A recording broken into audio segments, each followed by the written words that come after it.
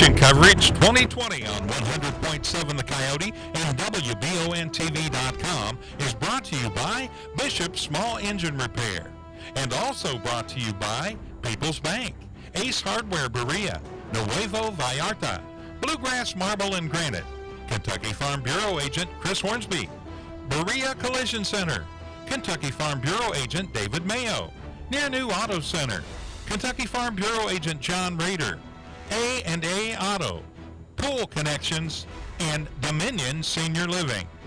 Now let's head to the studios of Wallingford Broadcasting.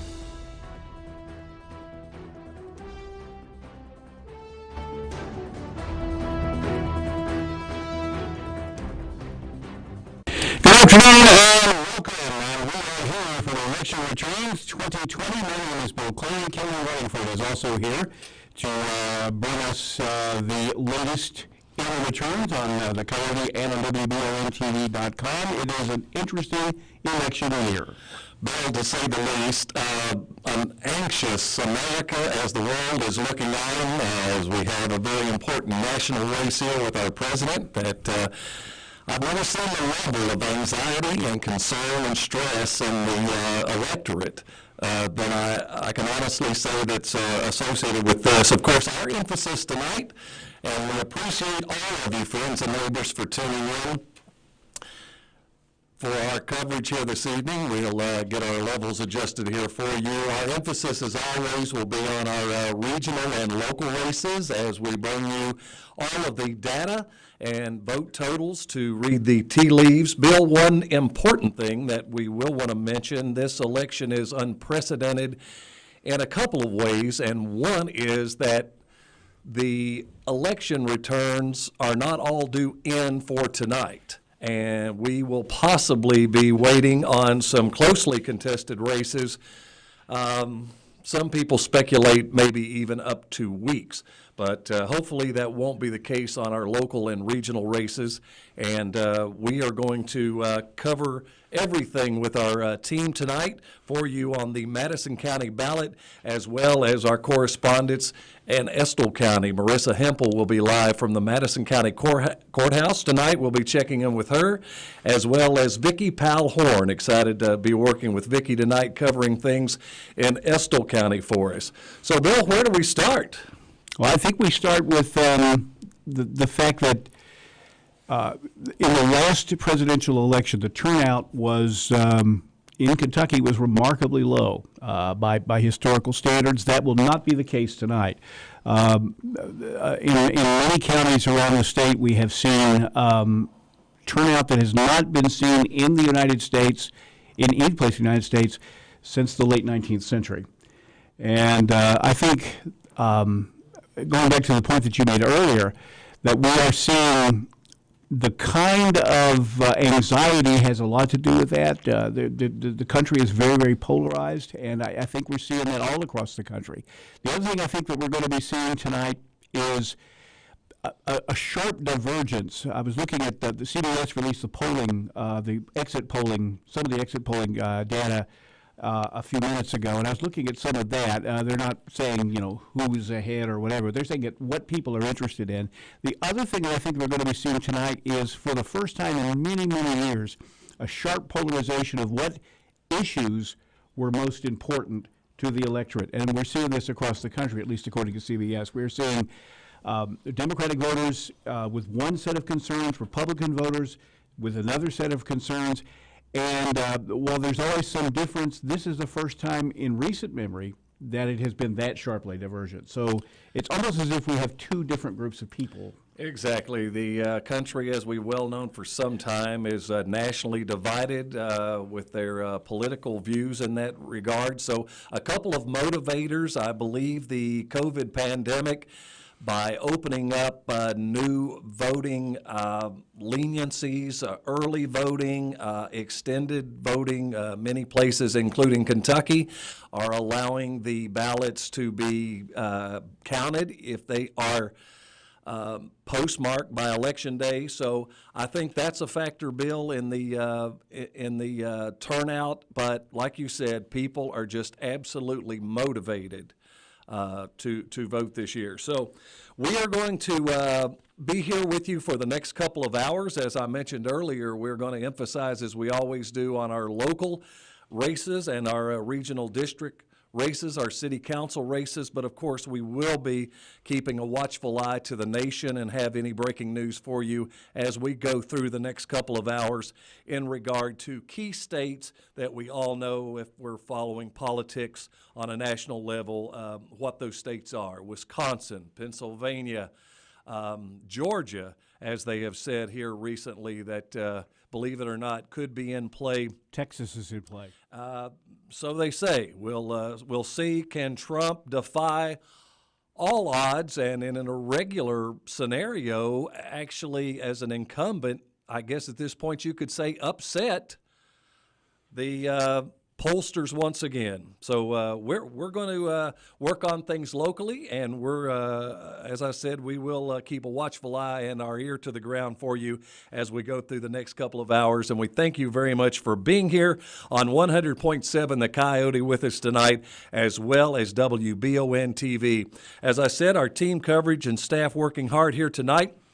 Bill, we're going to start with the Madison County ballot and just kind of go through some races here and some very interesting storylines that we want to point out. And we're going to start out with Mitch McConnell and Amy Mcgrath. How do you sum it up? I think you sum it up the way the question here is this.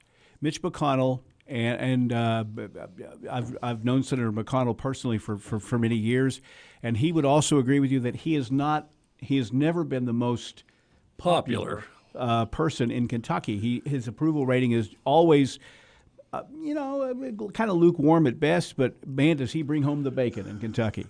And so there is that, the seniority, the power, and so forth. So it's a business decision for the people of Kentucky.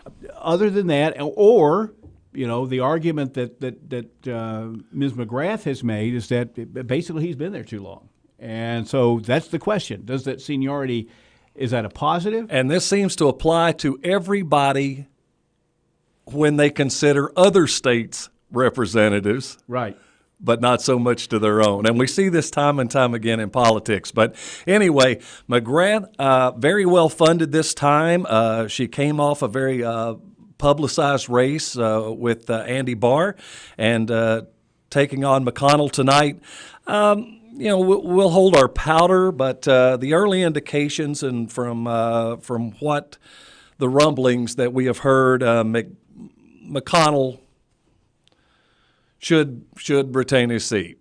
What say you? I think that's probably the safe way to bet. We don't know exactly, what's going to, how that's going to all play out in the end. But for right now, I would say that would be the safe way to bet. The last poll I saw showed her down like 13, 14 points. And you know how this goes. She'll run big in Jefferson County, Louisville, Lexington, and then we will see how everybody else the only comes way in. The only way that Amy Mcgrath has even a shot at winning, in my opinion, is she has to pull up such big numbers in Jefferson County. She has to win Fayette County, and she has to at least be competitive in the Cincinnati suburbs in order to offset the rest of the state. If she can't pull that off, then it's going to be a long night at Mcgrath headquarters. All right, U.S.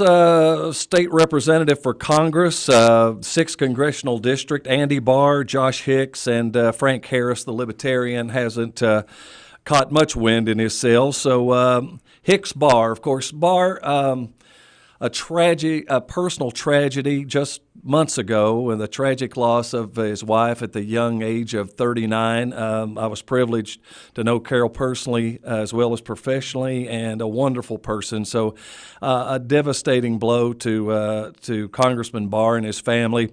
I don't see any surprises there. I haven't seen any quality polling on it. Not many people have public polls. Not many public polls have been made of the race. It would be a very, very big surprise to see Hicks win that race. Well, and not only, I guess it goes without saying, it's just a hard time to challenge a man that hasn't made too many mistakes in Congress. Well, that too, but the situation in Kentucky itself is not favorable to anybody running for that district from the Democratic side. So it wouldn't matter unless we were in a completely different situation. If Trump were say 15 points down in Kentucky, then that would be a different thing. But he is not. Point well taken. It is a Republican-favored congressional district for sure. All right, let's talk about the state representatives race, the 71st district. Now, the 71st district is Garrett, Rockcastle, western and southern parts of Madison County. And this is an interesting race. The incumbent, R. Travis Brenda, actually got primaried and got beaten. So there's no opponent there, and Josh Bray from the Republican Party will go on and be the representative there, barring any write-in surprises. So state representative of the 73rd District. Here you have Winchester, Ryan Dotson from Winchester. He has ministry there against Kenny Blair on the Democratic ticket. Formerly U.S. Navy man, combat veteran, and a grad here from EKU. The 73rd District, I believe, Clark and northeastern part of Madison County.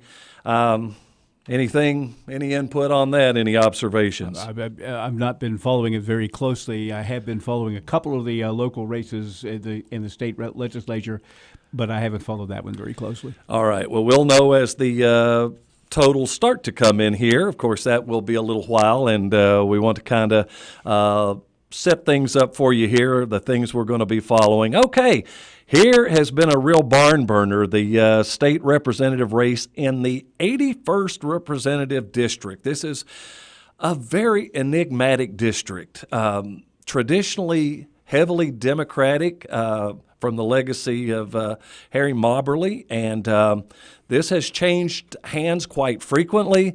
You have the incumbent Deanna Frazier, who got there by primarying the incumbent Wesley Morgan and going on to win over Morgan Eves in the general last time. And now Morgan's father, prominent attorney Mike Eves, stepping up on the Democratic Party to challenge Frazier.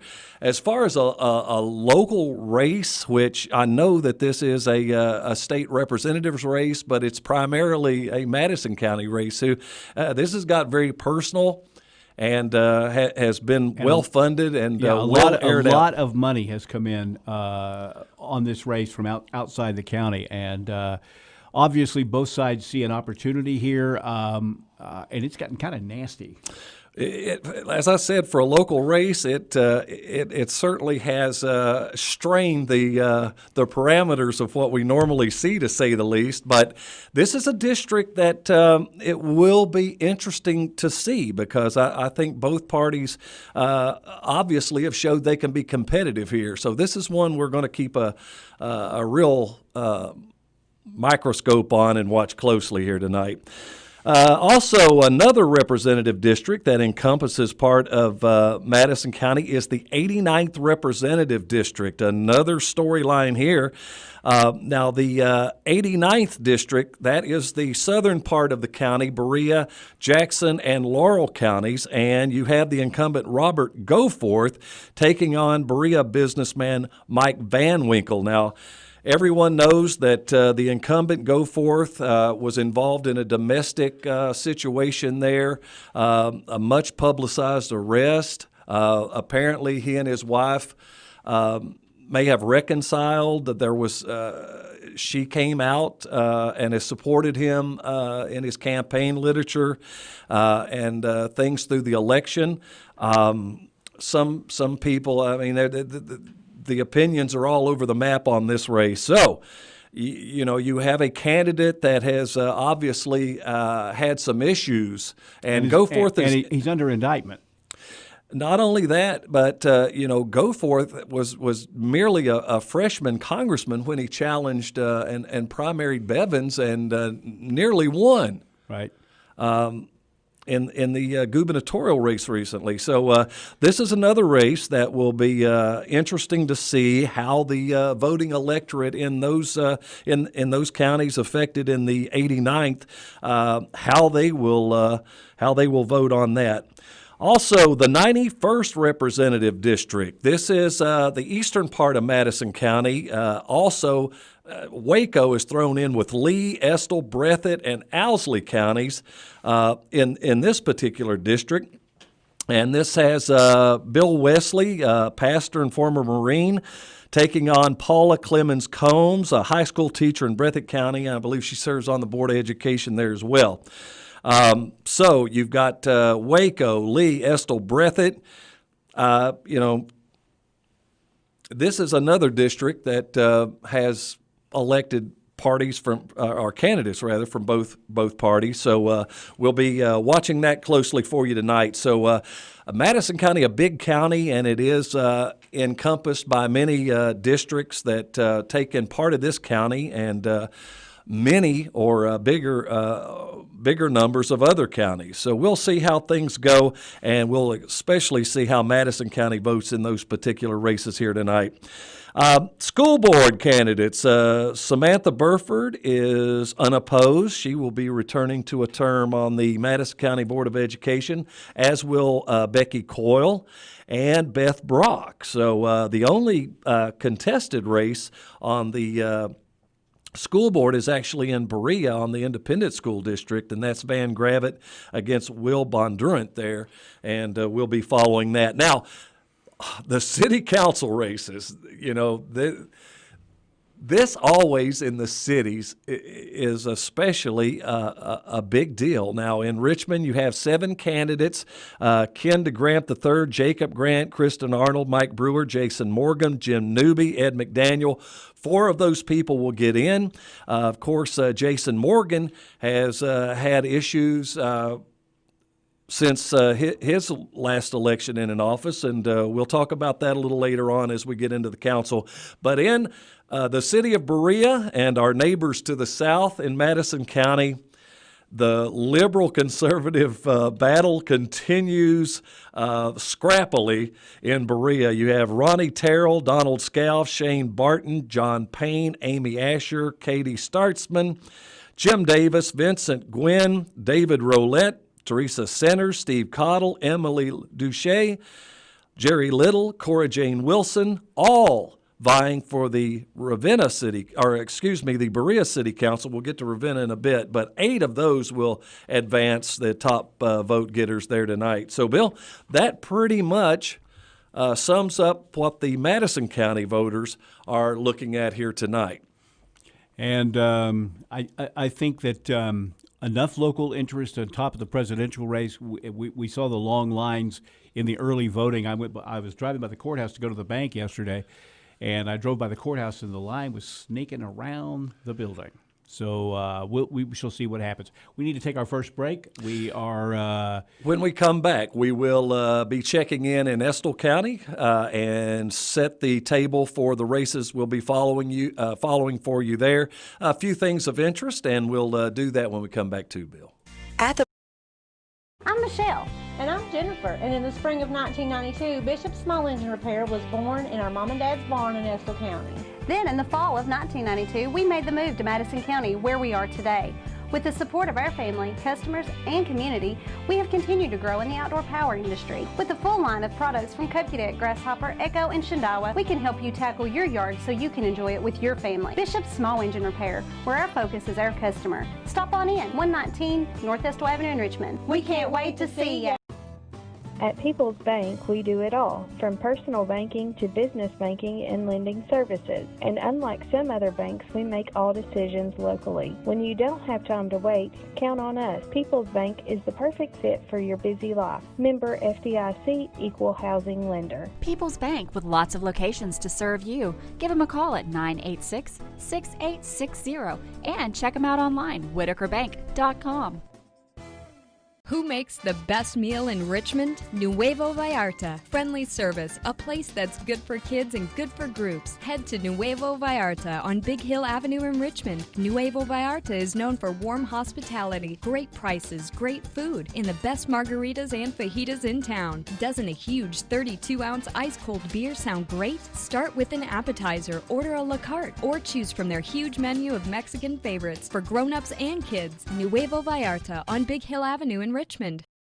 Cars of Kentucky was once again voted the #1 pre-owned automobile dealership in Madison County. Some of the reasons why include the friendliest local staff. All prices on the vehicles are clearly marked. Plus, they have a great updated website that has all the inventory listed. Cars of Kentucky has a great location. Whether you need a gas saver, a truck, SUV, Cars of Kentucky has all the best brands. Cars of Kentucky, 356 Big Hill Avenue, or give them a call at 624-CARS.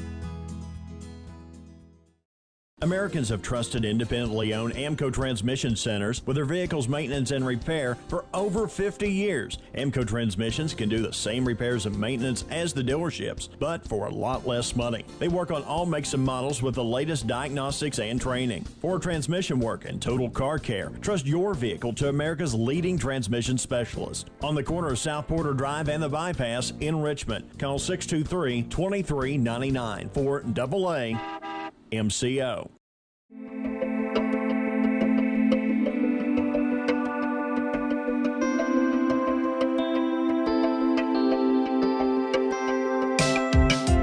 Granite, marble, and quartz for any surface.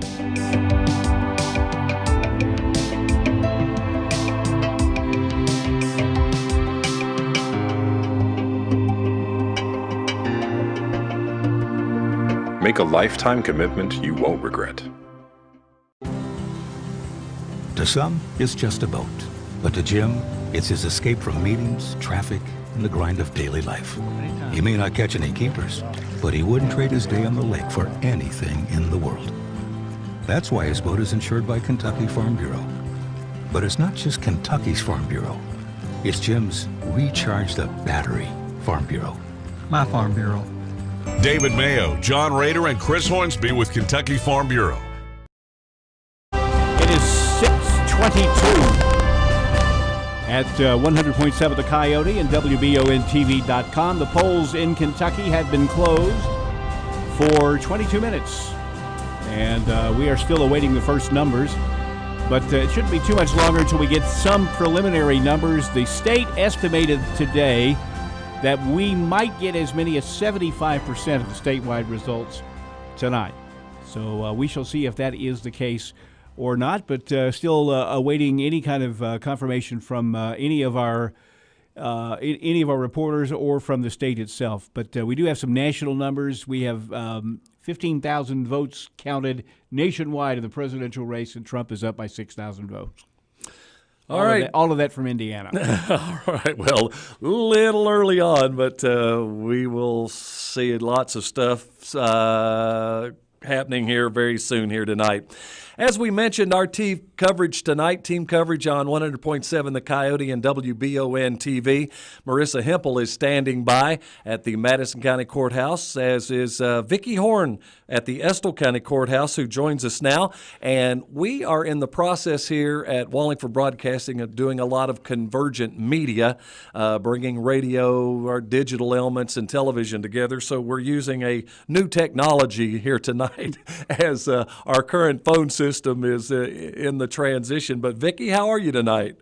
I'm doing just fine. How are you? I'm doing great. I'm going to try to get you on here, and we're going to talk about some things of interest in Estill County here.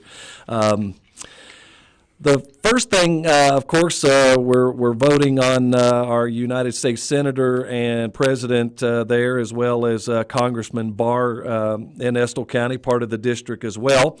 But also some district races there in the 21st Senatorial District. Brandon Jackson Storm, the Republican, and Walter Trebolo of the Democrat Party. Also, the 91st District, which we talked about earlier, that includes Estill County, Waco here in Madison County, and Breathitt and other areas there. But a lot going on with the city council races there. One story is I guess everybody that's running on the Irvin City Council will get in. Is that right? That is correct, yes. And everyone that's running for those seats, most of them have been council members previously. I believe Chris Lee will be the only new person that will be on the city council. And then the Board of Education races in the 1st Educational District. Donna Isford is unopposed. You have the 2nd Educational District, the battle of the Hardy girls, Tammy Tambo Hardy and Rhonda Hardy tonight. And also we'll have a new member on the Estill County Board of Education in Carrie Smallwood, who is unopposed. Now, tell us about interesting story here on the Ravenna City Council. What's the story there? Well, and I'm currently a member of the Ravenna City Council, but chose not to run again for this next term. But due to House Bill 381, the deadline was changed from the second Tuesday in August for nonpartisan candidates to file to race to the first Monday in June. So 3 of the sitting council members did not realize that and did not sign up in time to file. And so they have launched a huge write-in campaign and been door-to-door handing out flyers and trying to encourage people to write them in. So we will see what happens with that. There are 6 other people who are on the ballot. Right. And 3 that have launched the write-in campaign. Okay, so do you know the 3 write-in candidates? Yes, that would be Brenda Abney and Amy Crow and Beverly Thompson. And then on the ballot, you have Chris Smith, Jody Collett, Tammy Smith-Howell, Bud Tucker, Valerie Flincham, and Benita Bolton-Callahan. So that will be an interesting race to see how that shakes out, if any of the write-ins are able to make the, what will it be, top 6 for Ravenna? Top 6 for Ravenna, that's correct. Okay. All right, Vicki, anything else? I guess it's a little early for anything to be coming in yet, so we'll be checking back with you. Yes, it's early here, and we're all just sitting here anxiously waiting the results. Well, I personally want to thank you so much. I'm excited to be working with you tonight, and can't wait for all the tallies and information to start coming in. We'll talk to you here very shortly. All right, thank you. Thank you, Vicki.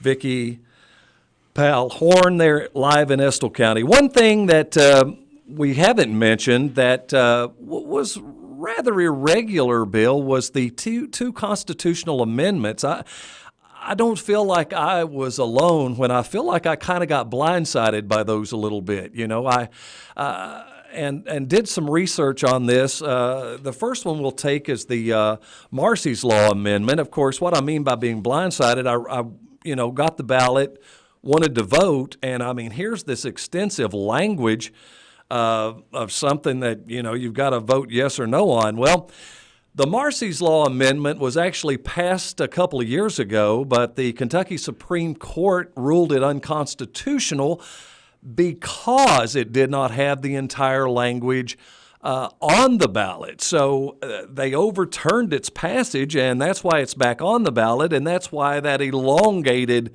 language is on the ballot, because the Supreme Court required it. Now, many people feel this amendment is like many. They have a nice, warm and fuzzy name, but what's in the batter doesn't always match up with what's in there. And the argument is of course, this is a victim advocacy bill that gives things that are common sense. It notifies victims of court hearings or especially parole hearings, release of violent offenders, various things like that. The argument is that Kentucky law already provides for that. So why change the Constitution? And, it gets into a little deeper nuts and bolts, but I'm not sure of how that will be viewed. I think there's a standing rule of thumb when people vote, if you don't understand it, the go-to response is no. And Marcy's law is a great law. This stemmed from the case from the lady who was a student at University of Cal Santa Barbara, I believe, in the early 80s.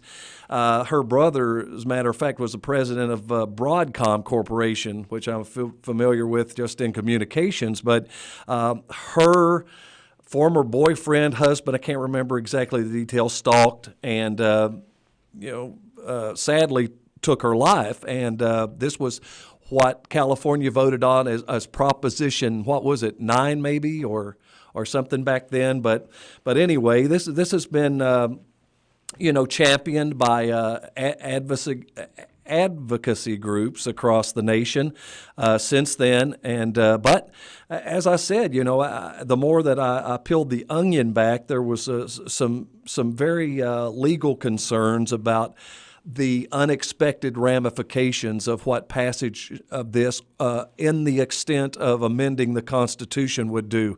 So that was the downside weighing against whatever positives.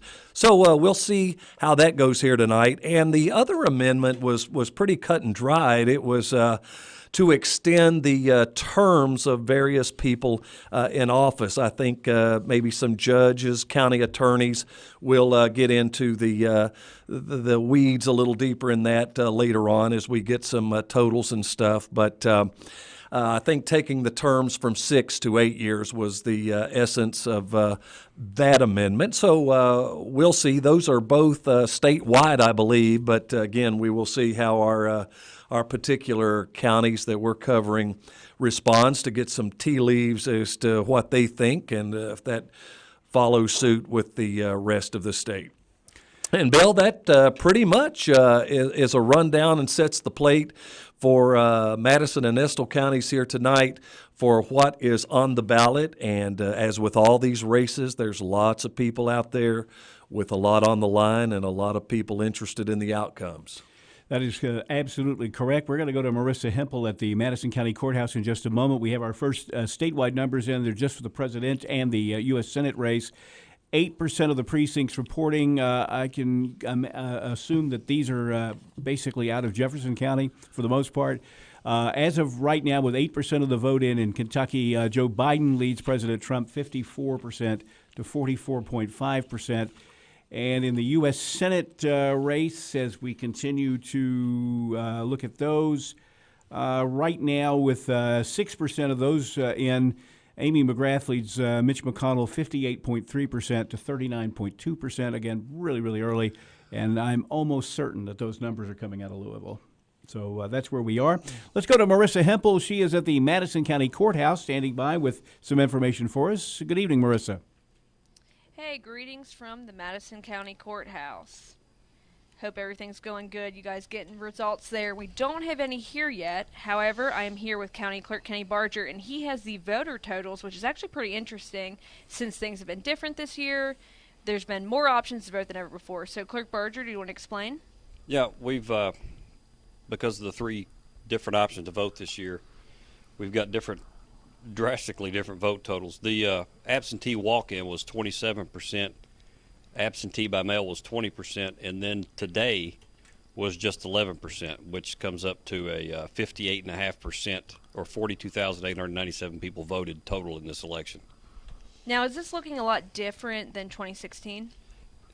We're a little bit over what 2016's turnout was, and I expected it to be higher. I thought we would be in the 60s, but if you didn't vote in this election, you really weren't interested in voting. There was enough options out there that anyone could have had the opportunity to exercise their right.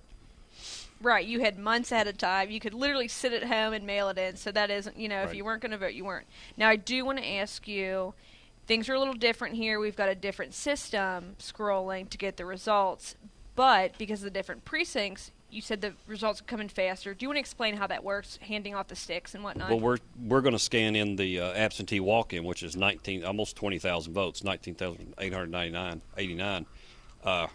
We never have that kind of numbers from absentee before. That's usually our first numbers, but they're a couple of 3,000. And we'll also have the results from the polls earlier, which is only 11% of the turnout, but because of the locations we use this time, they're a lot closer, a lot more accessible, so they'll get here quicker. Now, are you glad this is pretty much all over? I know you guys have been working really hard, and it seems like it's gone seamlessly. It's gone really well. Today has been really easy, but we've been voting for 3 weeks, and that part hasn't been so easy.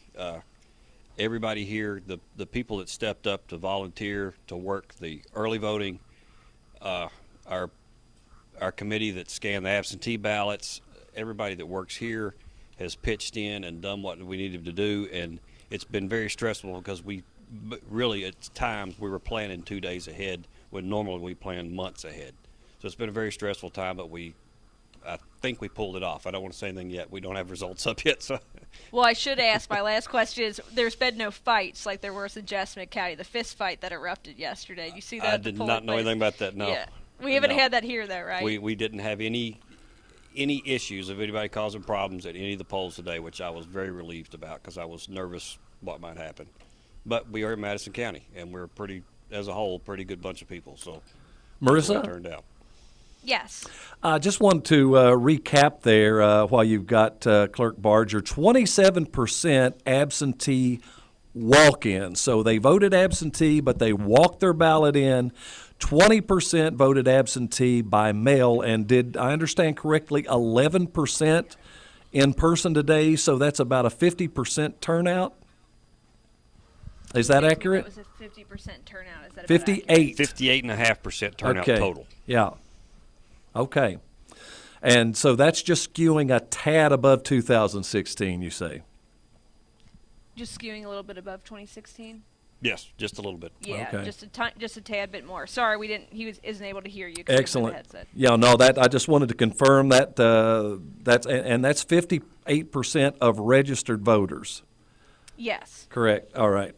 Interesting. Thank you, Marissa. Well, thank you. All right. Thank you. Much. Thanks for taking the time to talk to us, Clerk Barger. And here from the courthouse, Nick and I are anxiously awaiting the results. So the minute we get the first numbers, we will give you a heads up and we'll update you. All right. Thank you so much. Thank you, Marissa. I think we need to take another commercial break. It is now 6:37.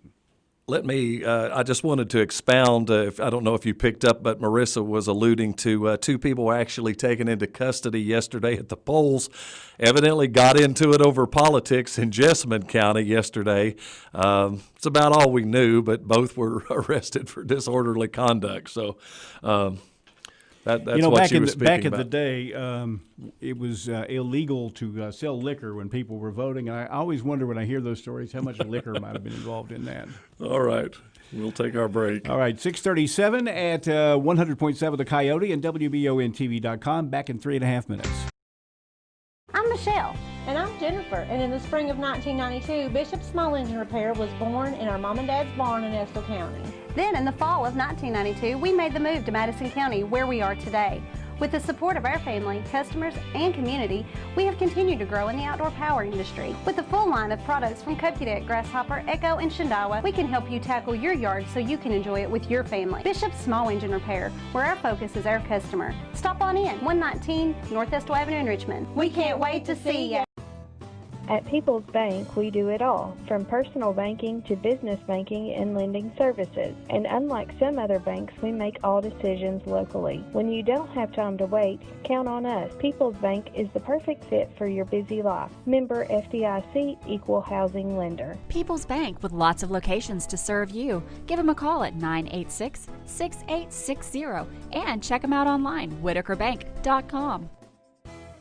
Who makes the best meal in Richmond? Nuevo Vallarta. Friendly service, a place that's good for kids and good for groups. Head to Nuevo Vallarta on Big Hill Avenue in Richmond. Nuevo Vallarta is known for warm hospitality, great prices, great food, and the best margaritas and fajitas in town. Doesn't a huge 32-ounce ice-cold beer sound great? Start with an appetizer, order a la carte, or choose from their huge menu of Mexican favorites for grown-ups and kids. Nuevo Vallarta on Big Hill Avenue in Richmond. Carson, Kentucky was once again voted the #1 pre-owned automobile dealership in Madison County. Some of the reasons why include the friendliest local staff. All prices on the vehicles are clearly marked. Plus, they have a great updated website that has all the inventory listed. Cars of Kentucky has a great location. Whether you need a gas saver, a truck, SUV, Cars of Kentucky has all the best brands. Cars of Kentucky, 356 Big Hill Avenue, or give them a call at 624-CARS. Americans have trusted independently owned Aamco transmission centers with their vehicles' maintenance and repair for over 50 years. Aamco transmissions can do the same repairs and maintenance as the dealerships, but for a lot less money. They work on all makes and models with the latest diagnostics and training. For transmission work and total car care, trust your vehicle to America's leading transmission specialist. On the corner of South Porter Drive and the Bypass in Richmond. Call 623-2399 for AA MCO.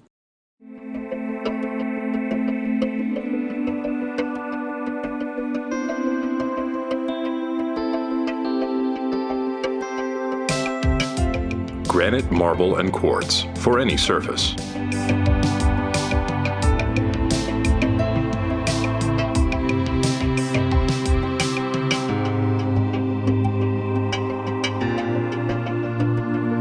Make a lifetime commitment you won't regret.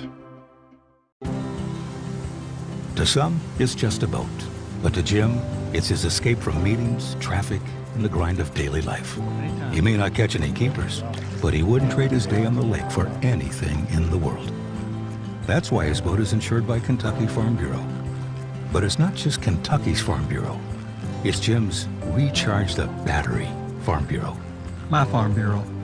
David Mayo, John Rader, and Chris Hornsby with Kentucky Farm Bureau. It's now 6:41. The polls in Kentucky have now been closed in the Eastern time zone anyway for 41 minutes. And we do have some state numbers that are very, very fragmentary right now. According to the exit poll consortium, with 10% of the vote in Kentucky, former Vice President Joe Biden leads President Trump 53.2% to 45.3% in Kentucky. And in the U.S. Senate race, let me hit that screen just a second here. It looks like Amy Mcgrath is leading Mitch McConnell with 6% of the vote in there, 58.3% to 39.2%. Again, very, very early. Does it show the geography there? Or no, this I don't have any. I don't have anything from the Board of Elections yet. This is from gotcha. From CBS. So. Well, we're still very early. Polls just closed, and they're not They're not closed in Western Kentucky. In Western Kentucky at all. Yet, right. So. Hey, our team coverage tonight brought to you by the good folks at Bishop Small Engine Repair. We love those gals and Mama, and we appreciate them for being great sponsors of all the great community and local broadcasting we do here. And some other folks we want to thank for helping make our broadcast possible. Cars of Kentucky, People's Bank, Dominion Senior Living, Ace Hardware in Berea, Nuevo Vallarta, and Bluegrass Marble and Granite. And we'll have some other kudos to pass along to you throughout the evening.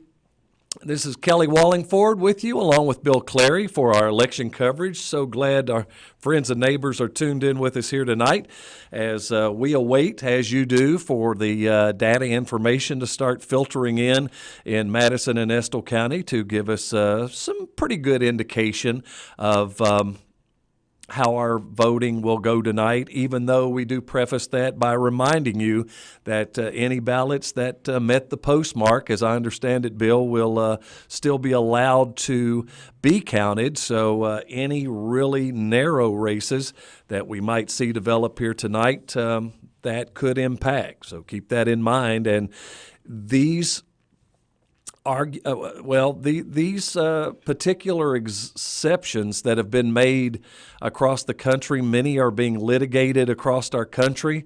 They will be appealed. Many will end up in the hands of the Supreme Court for rulings on the validity of post-election voting. I don't know that there would be much much chance in overturning ballots that were cast with a valid postmark on them, because the mitigating and extenuating circumstances of that latitude was this unprecedented pandemic. So the only argument would be that if it was clearly outside the scope of the law in the particular state, that would be the only way that you would have a valid argument there. There were some people talking today about not allowing overseas military votes to be counted. That would be a public relations disaster for anyone who would make that argument. So we shall see. We have some more statewide numbers in here, and we have the 35% of the vote counted in the U.S. House of Representatives 6th District. With 35% of the vote in, Josh Hicks leads Andy Barr 58 to 41%, with Libertarian Frank Harris coming in at 1%. With 9% of the vote counted in the U.S. Senate race across Kentucky, Amy Mcgrath leads Mitch McConnell 53 to 42%. Libertarian Brad Barron coming in with 5% of the vote as of right now. And before you hang your hat too much on those early numbers, again, we anticipate that those are coming out of areas that we alluded to earlier that would be more Democratic friendly. Fayette County in the 6th District and Jefferson County, obviously for the statewide numbers.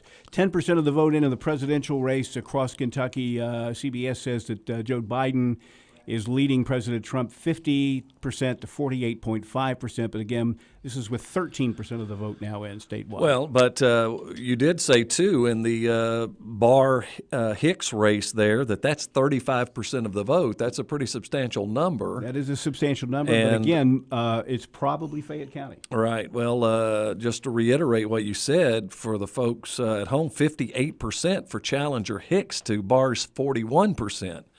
So that is a pretty noteworthy lead at this point. We'll keep our eyes on it. All right, well, if you're just joining us, we have been setting the table for you for what is to come here on our election coverage tonight, with our emphasis, as always, on your local and senatorial and district representative races. As all of us are very well aware, there is another big race going on across our nation tonight for the President of the United States. Bill, I know you have just a couple of tidbits of information on that, and we'll pass that along as we said we would. And just a programming note, will we be getting the state update here at the top of the hour? Our first state update will be at 7:30. So. Oh, okay. So we're still a little less than an hour away from that. So, just stay tuned with us. We'll have a good time here as we all kind of wait for the data to roll in here together, and you'll get it here first. We, I think, Marissa, if I'm not mistaken, you said you have some numbers for us at this point?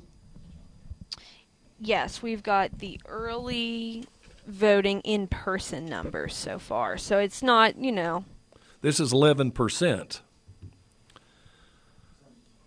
I don't know the percentage, but I know he did mention that earlier. Let me say this is 11% of the registered vote. Yeah, that's what Kenny said earlier. So right. Yeah, okay. So yeah, that's what we've got so far. Okay.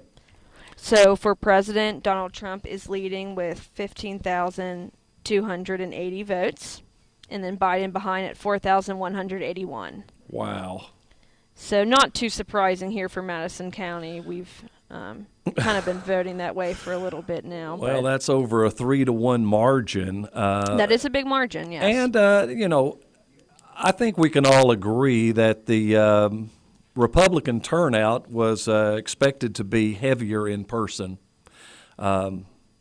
Many just wanted to make sure that's how they felt like their vote was best assured to be counted. And so I think that's factored into that too. But still, that's pretty sizable, over 3 times, almost 4 to 1 there in the in-person voting today. that's reflected in the other races as well. So for United States Senator, Mitch Mcconnell currently has 14,759. Amy Mcgrath, 4,467. Again, these are just early voting totals. For 6th District Representative, Andy Barr has a big following there with 15,488 votes in Madison County, and Josh Hicks with 4,043.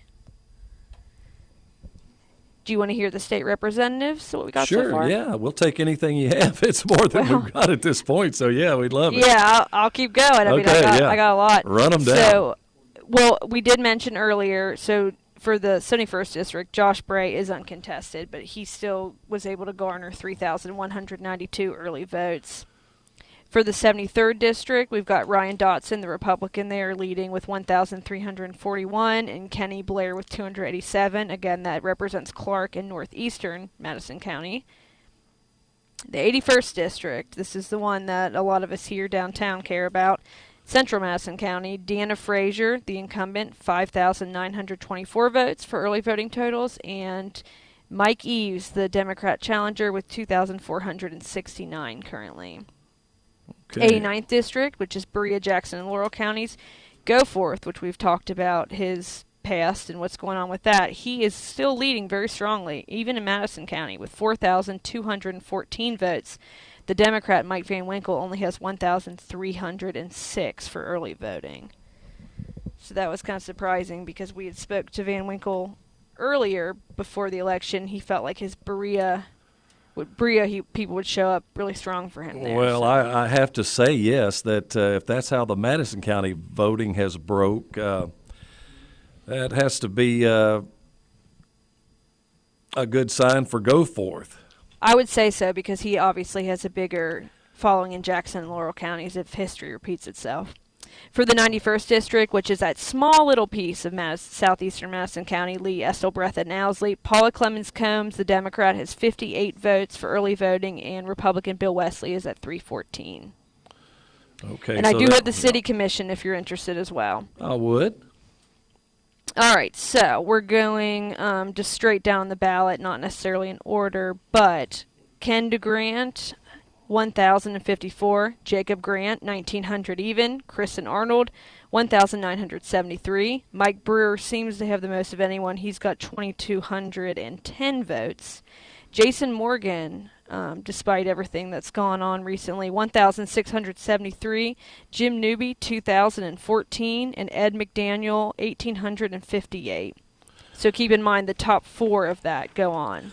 Okay, and just looking at a glance, that's Brewer, followed by Newby, and then Kristen Arnold would be 3, and it looks like Jacob Grant would fall would be in the the top 4th. 4. Well, that, so far. Okay, so that's with 11%, and of course Ed McDaniel, sitting council member, he's close there at 1858, but a little work to do, but still 47% of the vote. And what we mean by that, there was only 58% vote to be counted, so we just give you 11% of it, so there's 47% left of the total vote to get you. So appreciate that, Marissa. That gives us a little insight there for now until we have more. Alrighty. Thank you, Marissa. 624 people in Kentucky, at least so far, have voted for Kanye West, if you're interested in that.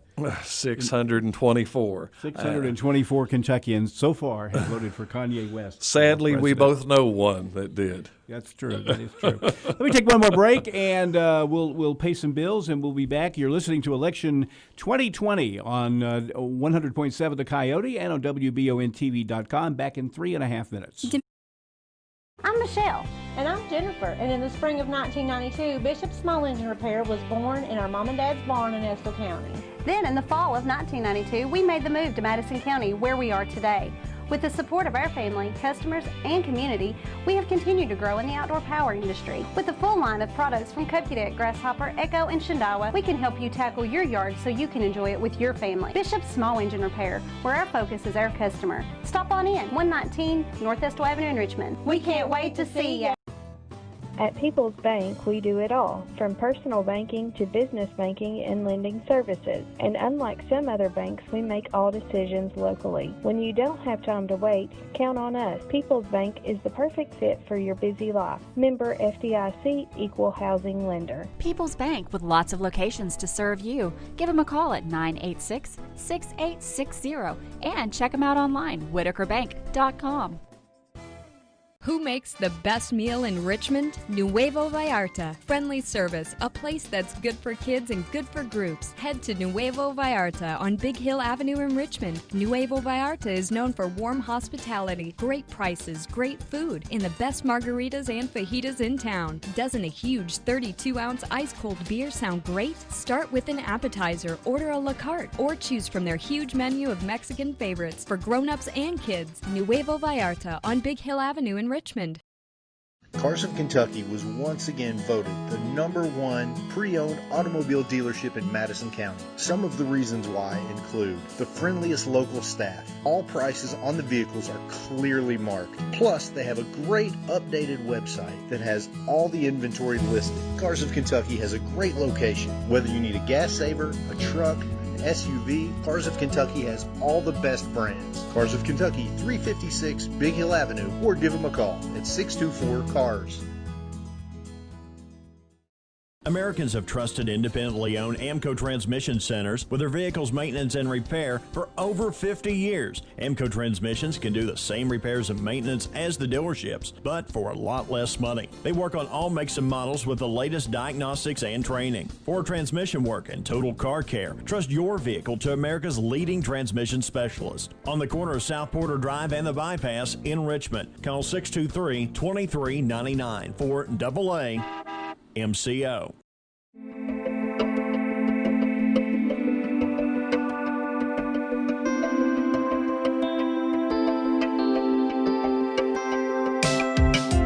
Granite, marble, and quartz for any surface.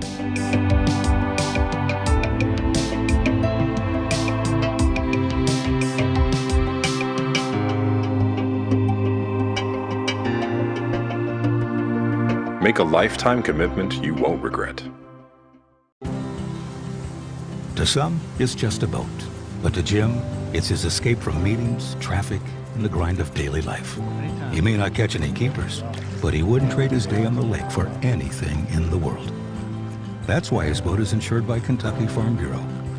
But it's not just Kentucky's Farm Bureau. It's Jim's Recharge the Battery Farm Bureau. My Farm Bureau. David Mayo, John Rader, and Chris Hornsby with Kentucky Farm Bureau. 6:57 now at 100.7 The Coyote and WBONTV.com. You're listening to Election Returns. Such as we have, we don't have a ton of numbers yet, but we do have some. President Trump has taken the lead in Kentucky in the presidential race with a few percent reporting, 13% now. It's about a 50-50 race. And I'm looking at the numbers that we have in. We don't have any from Jefferson County yet. We've got numbers in the presidential race from Fayette County, Franklin County. Let's see. We have Boone County, Montgomery County, and Rowan County all going Democratic. And the other counties all going Republican. So we don't have anything from Jefferson County yet. So, again, very, very early. And in the 6th District House race, again, the last numbers I saw were 35%, and Josh Hicks was ahead of Andy substantially, Barr, 58-41. And that's with 35% of the vote reporting. Again, I'm not sure exactly where those numbers are coming, but anyway, that's where we are right now. We don't have any official numbers from the state yet. Obviously, they put in a new website for this, and I'm not sure that it's working as well as they had hoped. We shall see. Well, we wondered about that, with all new things, but they'll get it worked out. 36% of the 6th district, 36%, and I do know what counties have reported in the 6th district. They are Franklin, Fayette, And looks like Montgomery County, with 36% of the precincts in, Josh Hicks has 57.6% of the vote. Now say that again. Franklin, Fayette, and Montgomery County. Okay, Fayette County. All right. And also, it looks like, who do we got here? Jessamine County, Bath County, Nicholas County, and Powell County are in. And again, Josh Fleming. Hicks. In there. Don't have any numbers from there yet. But again, Josh Hicks has had 57.6% to Andy Barr's 41%. The Libertarian getting 1% of the vote. Hal Rogers has just been declared the winner of the 5th District by the Associated Press. Yeah. I don't even know if he was. I don't know if he had a challenger this year, but the AP just said he won the 5th District. Well, we appreciate your tuning in with us here tonight, friends and neighbors, on our election coverage. Kelly Wallingford along with Bill Clary in studio, Marissa Hempel at the Madison County Courthouse, and Vicki Palhorn helping out in Estill County tonight. Our team coverage presented by Bishop Small Engine Repair tonight. A big thanks to them, as well as the folks at Near New Auto, Berea Collision, Kentucky Farm Bureau agents, Mayo, Rader, and Hornsby, A&A Auto, Pull Connections, Aamco Transmissions, and our friends at Apollo's Pizza. Big hat tip to Wes and Rodney once again for making the staff happy, working hard for you tonight with some delectable goodies from Apollo's. We had some good thin crust pizza. We had the carnivore. We had a veggie pizza. And so remember these great local businesses, folks. I know it's all been trying times here for many, many months, but we all have to help each other hang on and get through it and get to better days, and we appreciate them very, very much. And this is WCYO Irvin Richmond and WBON TV. We appreciate you listening or viewing here tonight on any of our several social media outlets, YouTube, as well as Facebook, our live stream at WBONTV.com as well. So just to recap the Richmond City Council race. You just heard Marissa give us the figures there. That is a very close race as the top 4 vote getters will retain or go on to set. And Marissa had mentioned that Councilmember Jason Morgan has fallen on some charges that he co-conspired with the former IT director by the name of Tracy Bryant to get into another employee's computer history. That has been turned over to the state's attorney general now, to Cameron's office, who hands it is now in. The investigation began back in the summer. The city commission unanimously voted to look into the alleged misconduct. Some pretty serious charges, but all of that is still in the system, and of course Councilman Morgan still on the ballot and still holding his own there in the vote tallies. But that is the charges, one side of the case, and we'll make note of that. But these are storylines that kind of go along with the races, and it's worth revisiting and noting to see how, if at all, that they factor in here tonight. And if you're just joining us, we gave a pretty thorough rundown of many things that have impacted the various candidates since their last elections and their last terms to be elected, or during the term that they've been elected. And we will revisit those as we go along here and we look at the different races. But so far, the only real totals other than the state figures for the national races Bill has shared with us is the 11% of the vote total from Madison County. And one thing that jumps out at me is that the Republicans are just about in that 11%, which is the in-person vote today. I want to make that clear. That's the in-person vote today. This is the early note. No, she has the early vote from prior to today is what we have right now. The early vote would include the absentee walk-ins, the absentee by mail. I understood this was the 11% of in-person voting today. Marissa, am I wrong? I've been wrong many times. No, this is early in-person voting. For today? Or total? Everyone and that today. voted before. No, we have nothing from today yet. Oh, okay. Yeah, right. sorry if there was any confusion there. All we right. are not. We also don't have a precinct count here, so we're just going by election day, absentee, and then early voting. Okay, well, I have a mathematical question to ask you. If there's 27% that was absentee walk-in, 20% that was by mail, and 11% was early in-person voting, where's the people that voted today? We do not have those totals yet. They basically they have to wait for each little stick to come through. Yes, but I understood this 58% to represent the total vote. But if the in-person voting today is not factored into that, then the percentage would be higher. No, those were the turnouts from the entire time. He had the percentage totals, but didn't have the actual votes. We don't have those yet. We just know how many people showed up to the polls, which was a pretty good standing, like Clerk Barger said, the 58%. Okay, well, I'm still unclear because the data that I have from your conversation with Clerk Barger was that there was 58% voter turnout, and of that, absentee walk-ins, which were, again, early voters that walked them into the courthouse, and then there was 20% that sent them by mail, and 11% that was in person. But if you're just counting the people that voted in person before Election Day, there's something not quite right in the formula. Well, I don't have an abacus in front of me to count. Do you understand my question? Do you see I where understand. Okay, well, you might. Now, while you've got me, I do have can, Election Day votes coming in.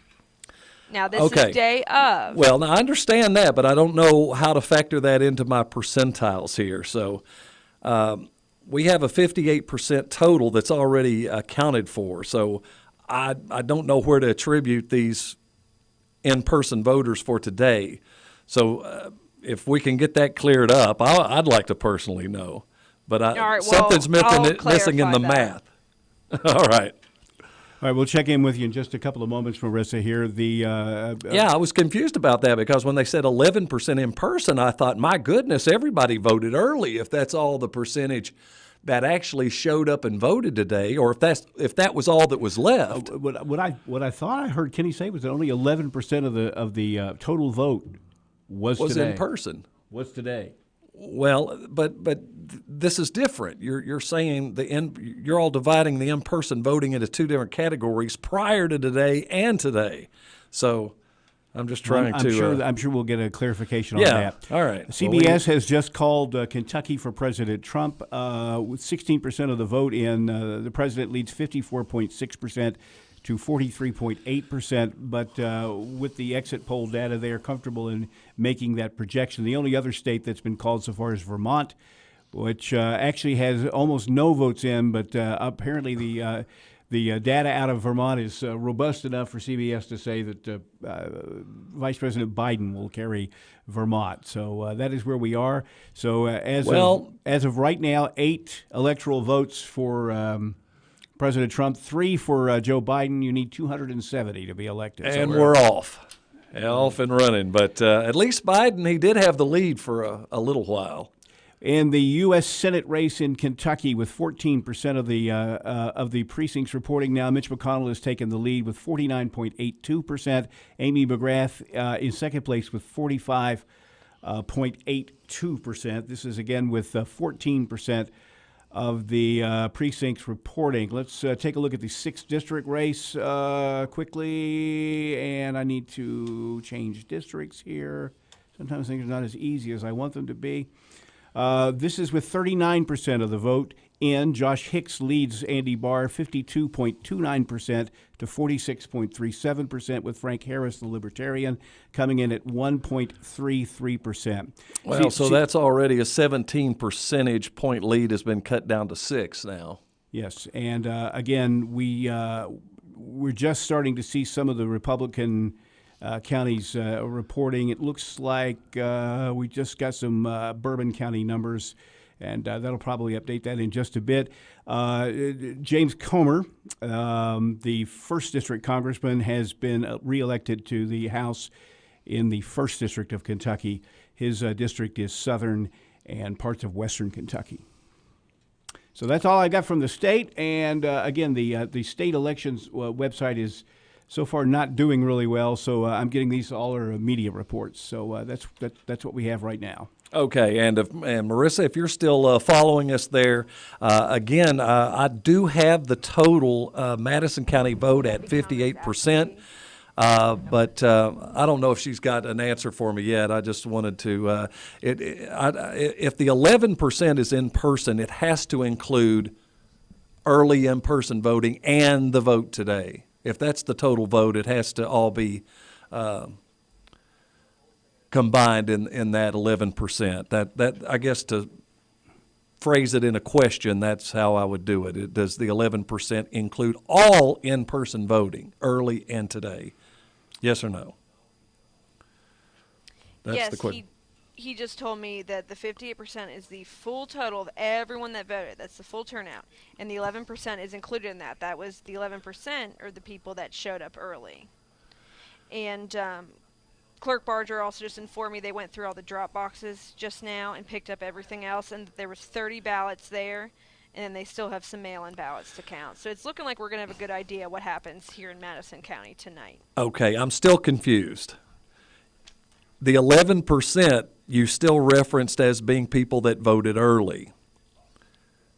The 11%, if it is in-person voting total, has to include the people that voted today. I feel like I explained it. It's the people that showed up early and voted. Well, what about the people that were there at 10 till 6?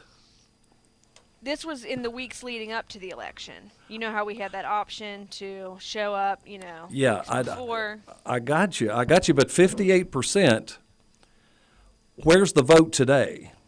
Where is the people that voted today in that 58%? I'm not sure. That's where the math doesn't work. The 11% has to include everybody that voted in person, because that's the only figure I have for in-person voting is 11%. The other 47% came in all by absentee, either walk-in or by mail.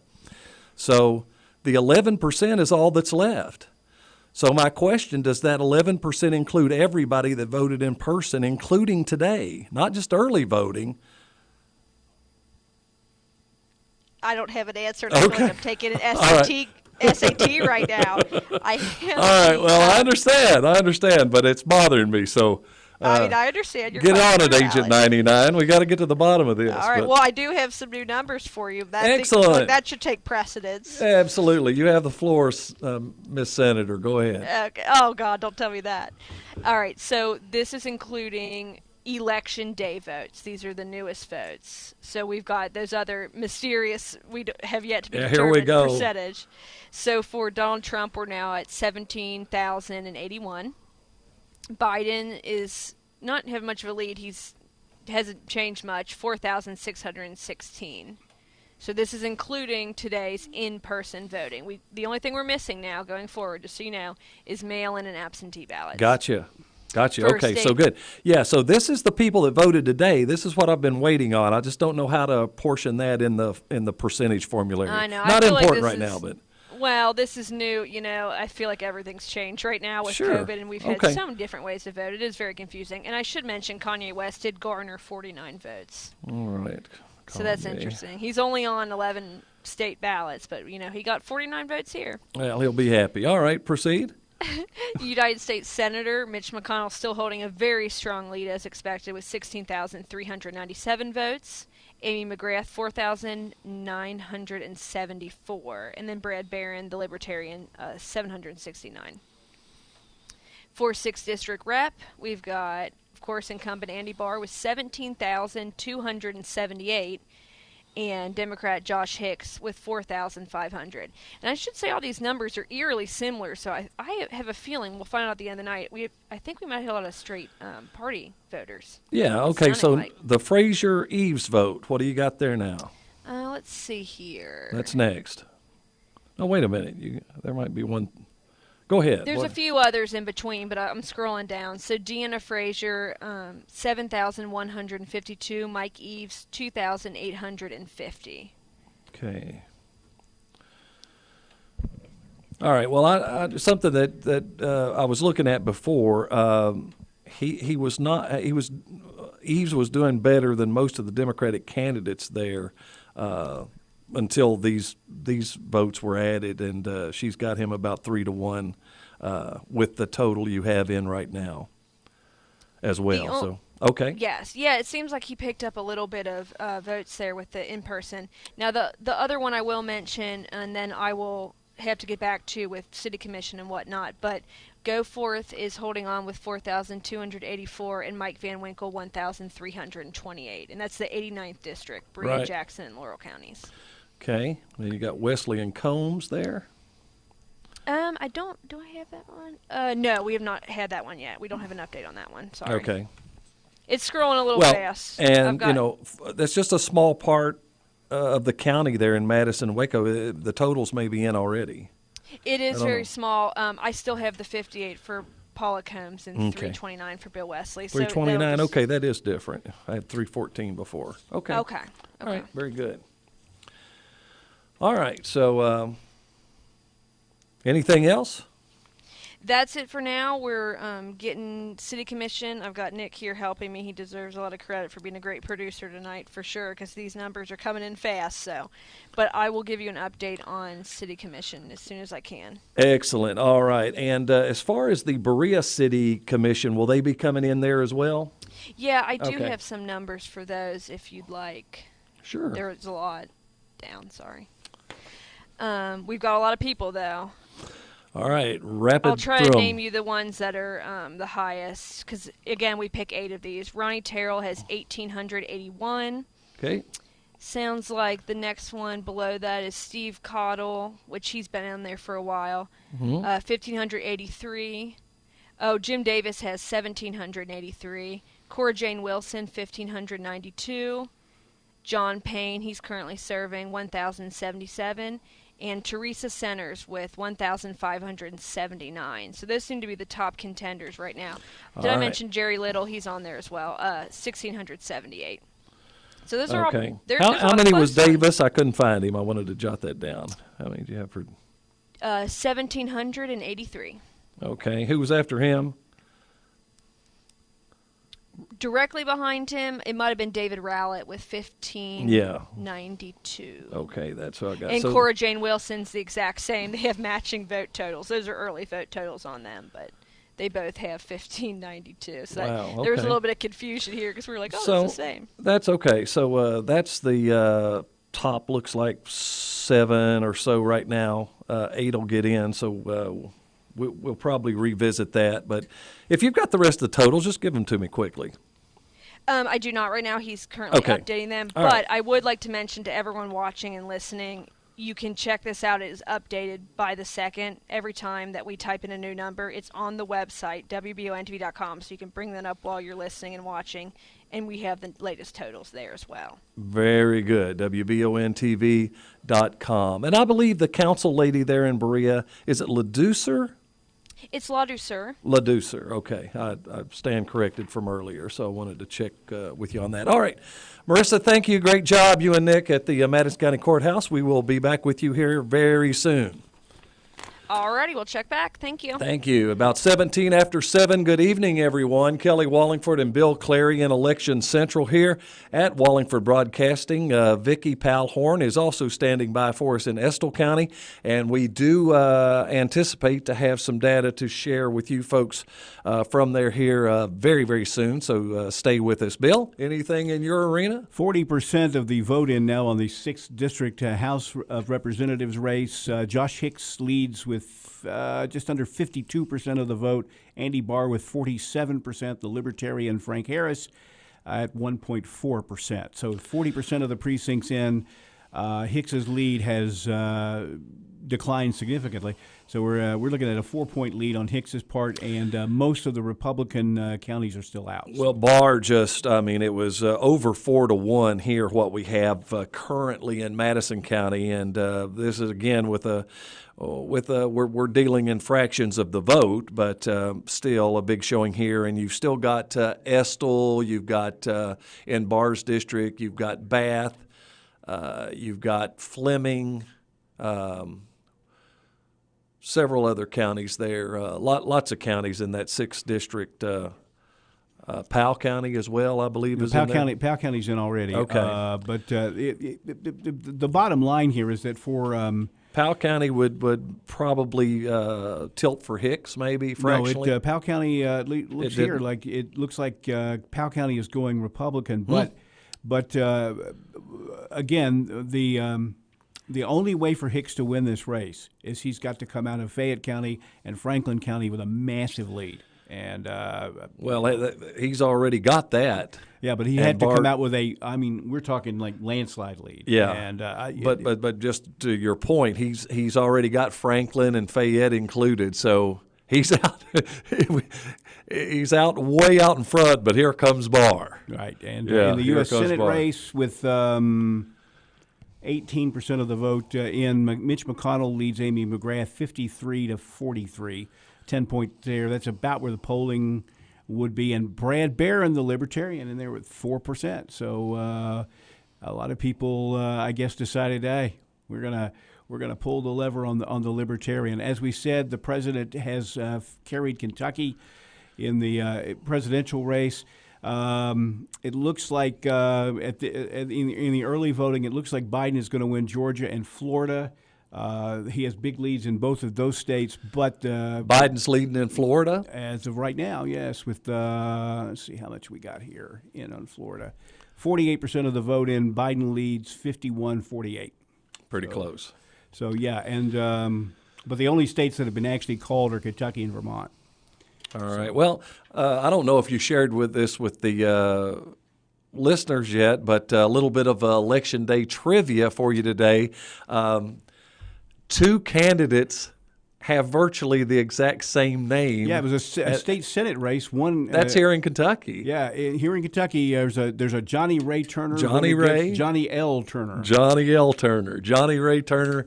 Johnny L. Turner. I know Johnny Ray.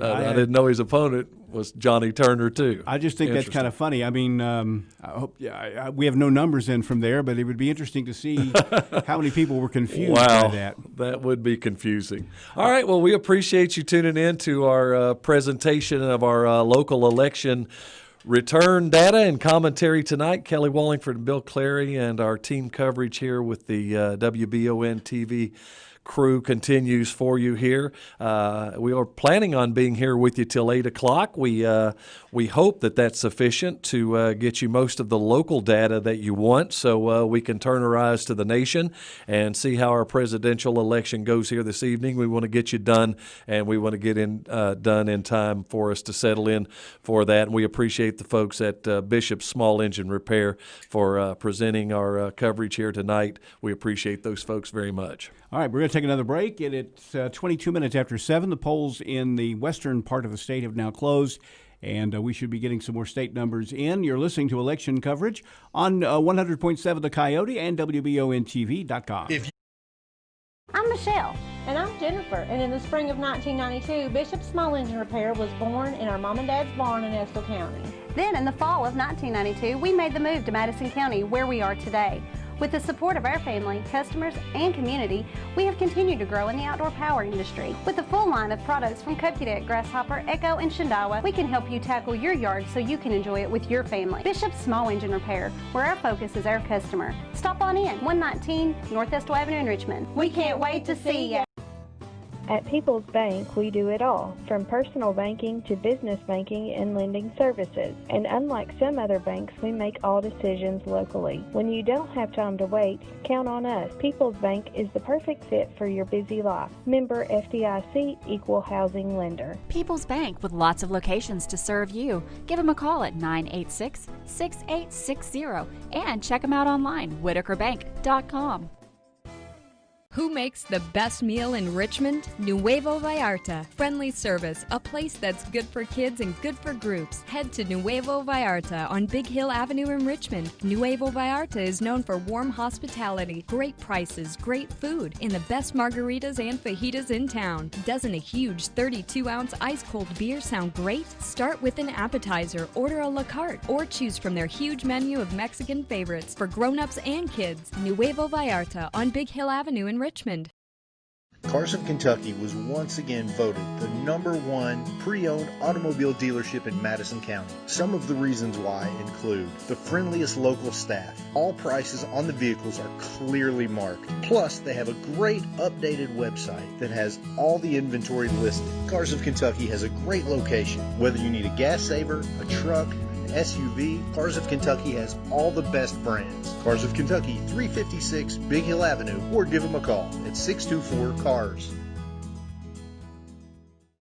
Americans have trusted independently owned Aamco transmission centers with their vehicles' maintenance and repair for over 50 years. Aamco transmissions can do the same repairs and maintenance as the dealerships, but for a lot less money. They work on all makes and models with the latest diagnostics and training. For transmission work and total car care, trust your vehicle to America's leading transmission specialist. On the corner of South Porter Drive and the Bypass in Richmond, call 623-2399 for AA MCO.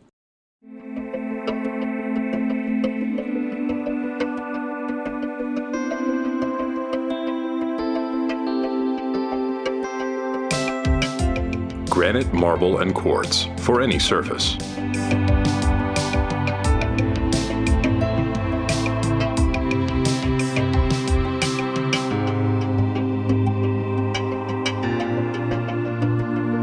Make a lifetime commitment you won't regret.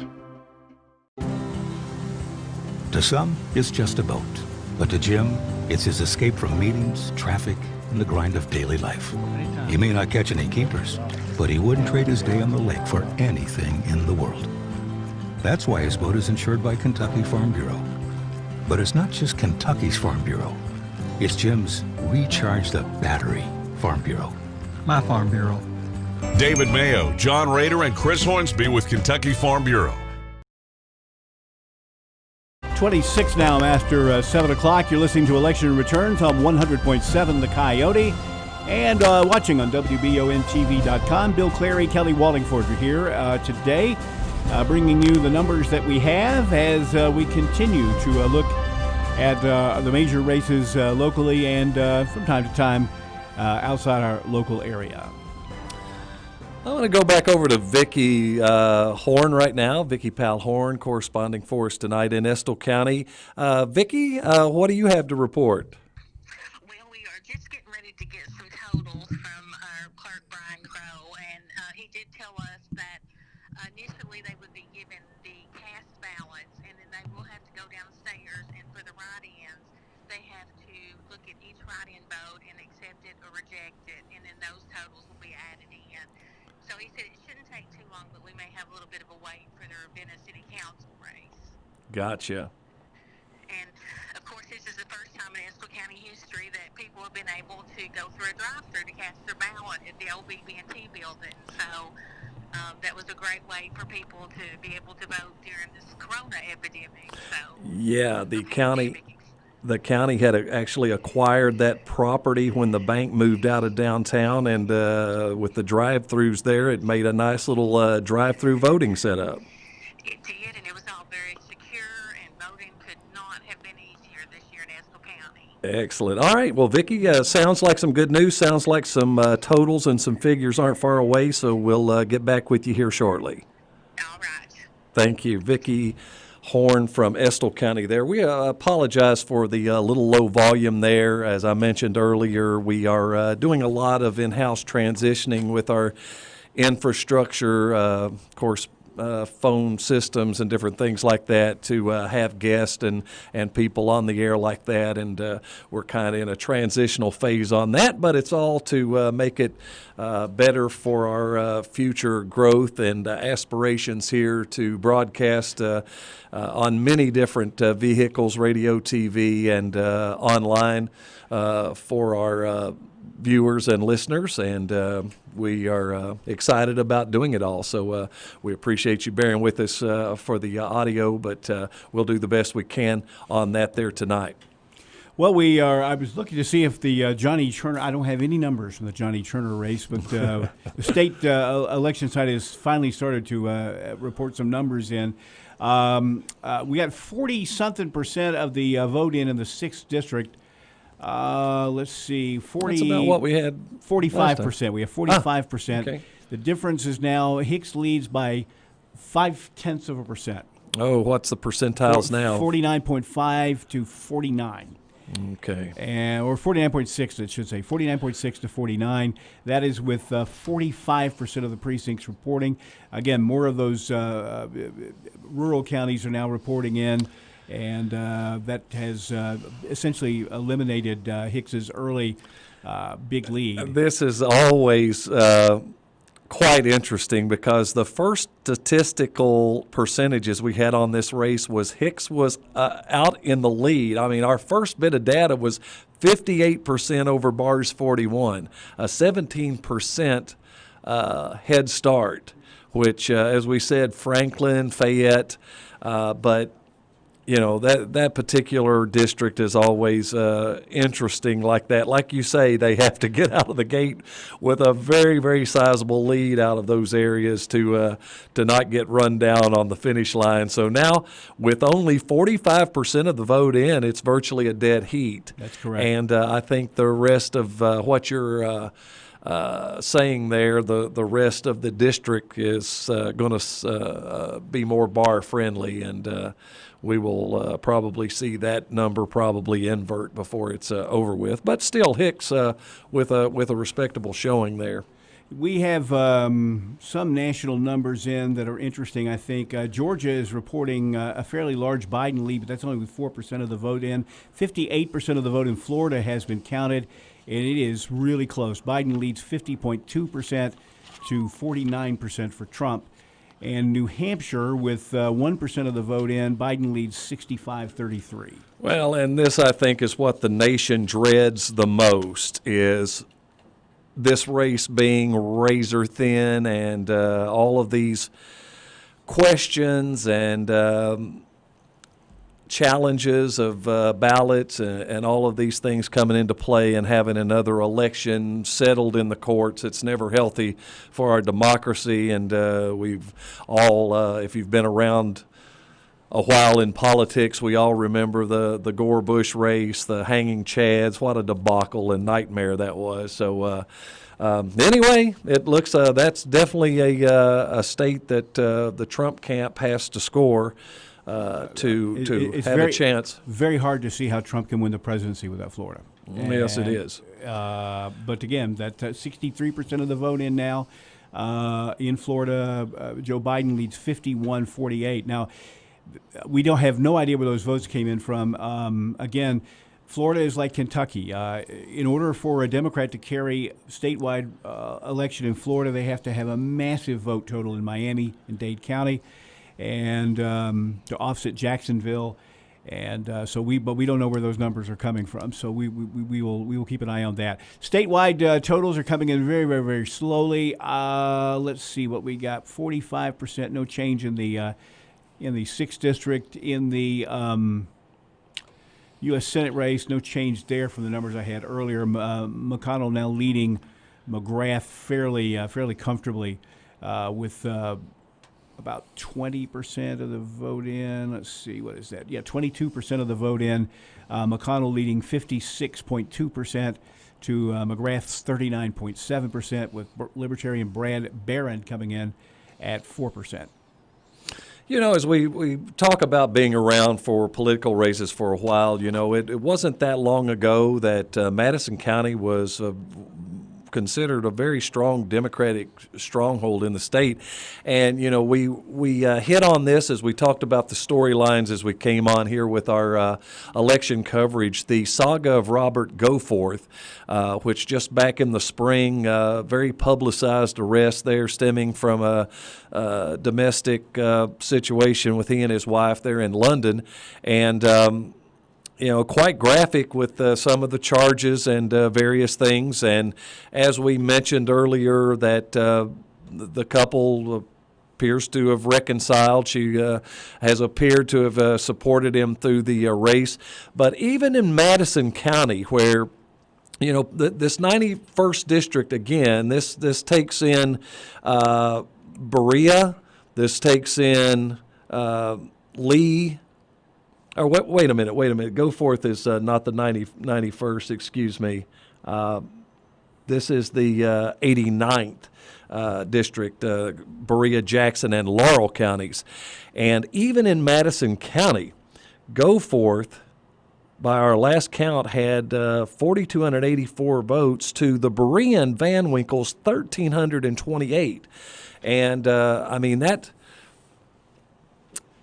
normally being involved in something of that magnitude, you would think you would pay a higher price politically, but this is not even his home turf. This is not Goforth's turf, and he wins 3-1 over the challenger here. There would be a couple of first off, the polarization of the country. When I was a kid, there was an expression was very common in the South that many people were what they called yellow dog Democrats. Mm-hmm. They would vote for a yellow dog if it was on the Democratic ticket. That same kind of polarization is in play all over the country right now. And the other thing is that. So has Madison County gone that far red? Well, it has in certain cases. You remember Governor Beshear carried Madison County in last year's gubernatorial race. It depends. We assume, as people who do this for a living, we often assume that the electorate knows a lot more about these races than they actually do. It would be interesting to see how many of the people who did vote for Representative Goforth tonight actually knew much about the charges. I mean, well, and we're quick to say that charges are one side of the story, and correct. I want to reiterate that, but we don't know. You know, how much did people know about it? We obviously do not know, and I think. But I agree with you. That's my whole point. Just the nature of the charges themselves. I mean, that's usually, you know.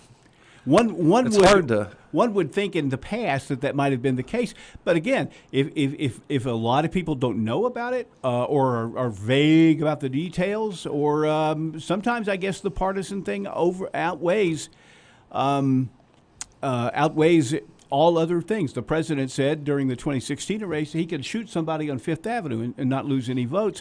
There might be some truth to that. The other thing that you got to remember, I think, is that Americans. 1980, when Ronald Reagan was elected president, it was common for people to split their tickets. So people would vote for President Reagan for president, Absolutely. and then vote Democratic for Congress or for the U.S. Senate. That almost never happens in America today. Straight ticket voting is almost the norm now. Well, because any synergies that the parties ever had are long gone.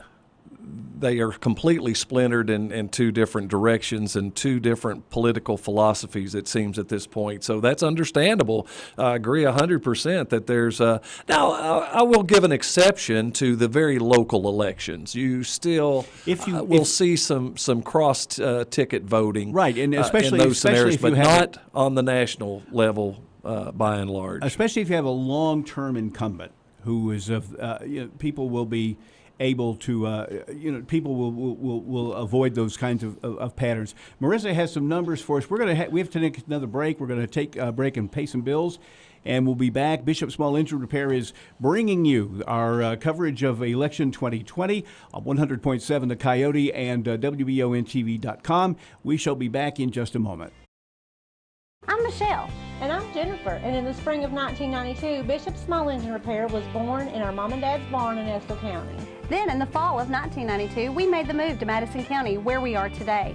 With the support of our family, customers, and community, we have continued to grow in the outdoor power industry. With a full line of products from Cupcadet, Grasshopper, Echo, and Shindawa, we can help you tackle your yard so you can enjoy it with your family. Bishop Small Engine Repair, where our focus is our customer. Stop on in, 119 North Estill Avenue in Richmond. We can't wait to see you. At People's Bank, we do it all, from personal banking to business banking and lending services. And unlike some other banks, we make all decisions locally. When you don't have time to wait, count on us. People's Bank is the perfect fit for your busy life. Member FDIC, Equal Housing Lender. People's Bank, with lots of locations to serve you. Give them a call at 986-6860 and check them out online, whitakerbank.com. Who makes the best meal in Richmond? Nuevo Vallarta. Friendly service, a place that's good for kids and good for groups. Head to Nuevo Vallarta on Big Hill Avenue in Richmond. Nuevo Vallarta is known for warm hospitality, great prices, great food, and the best margaritas and fajitas in town. Doesn't a huge 32-ounce ice-cold beer sound great? Start with an appetizer, order a la carte, or choose from their huge menu of Mexican favorites for grown-ups and kids. Nuevo Vallarta on Big Hill Avenue in Richmond. Carson, Kentucky was once again voted the #1 pre-owned automobile dealership in Madison County. Some of the reasons why include the friendliest local staff. All prices on the vehicles are clearly marked. Plus, they have a great updated website that has all the inventory listed. Carson, Kentucky has a great location. Whether you need a gas saver, a truck, SUV, Cars of Kentucky has all the best brands. Cars of Kentucky, 356 Big Hill Avenue, or give them a call at 624-CARS. Americans have trusted independently owned Aamco transmission centers with their vehicles' maintenance and repair for over 50 years. Aamco transmissions can do the same repairs and maintenance as the dealerships, but for a lot less money. They work on all makes and models with the latest diagnostics and training. For transmission work and total car care, trust your vehicle to America's leading transmission specialist. On the corner of South Porter Drive and the Bypass in Richmond, call 623-2399 for AA MCO.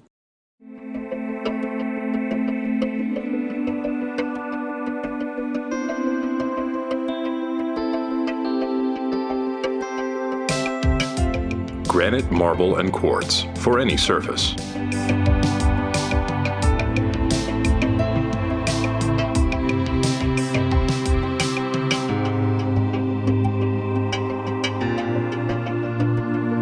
Make a lifetime commitment you won't regret. To some, it's just a boat. But to Jim, it's his escape from meetings, traffic, and the grind of daily life.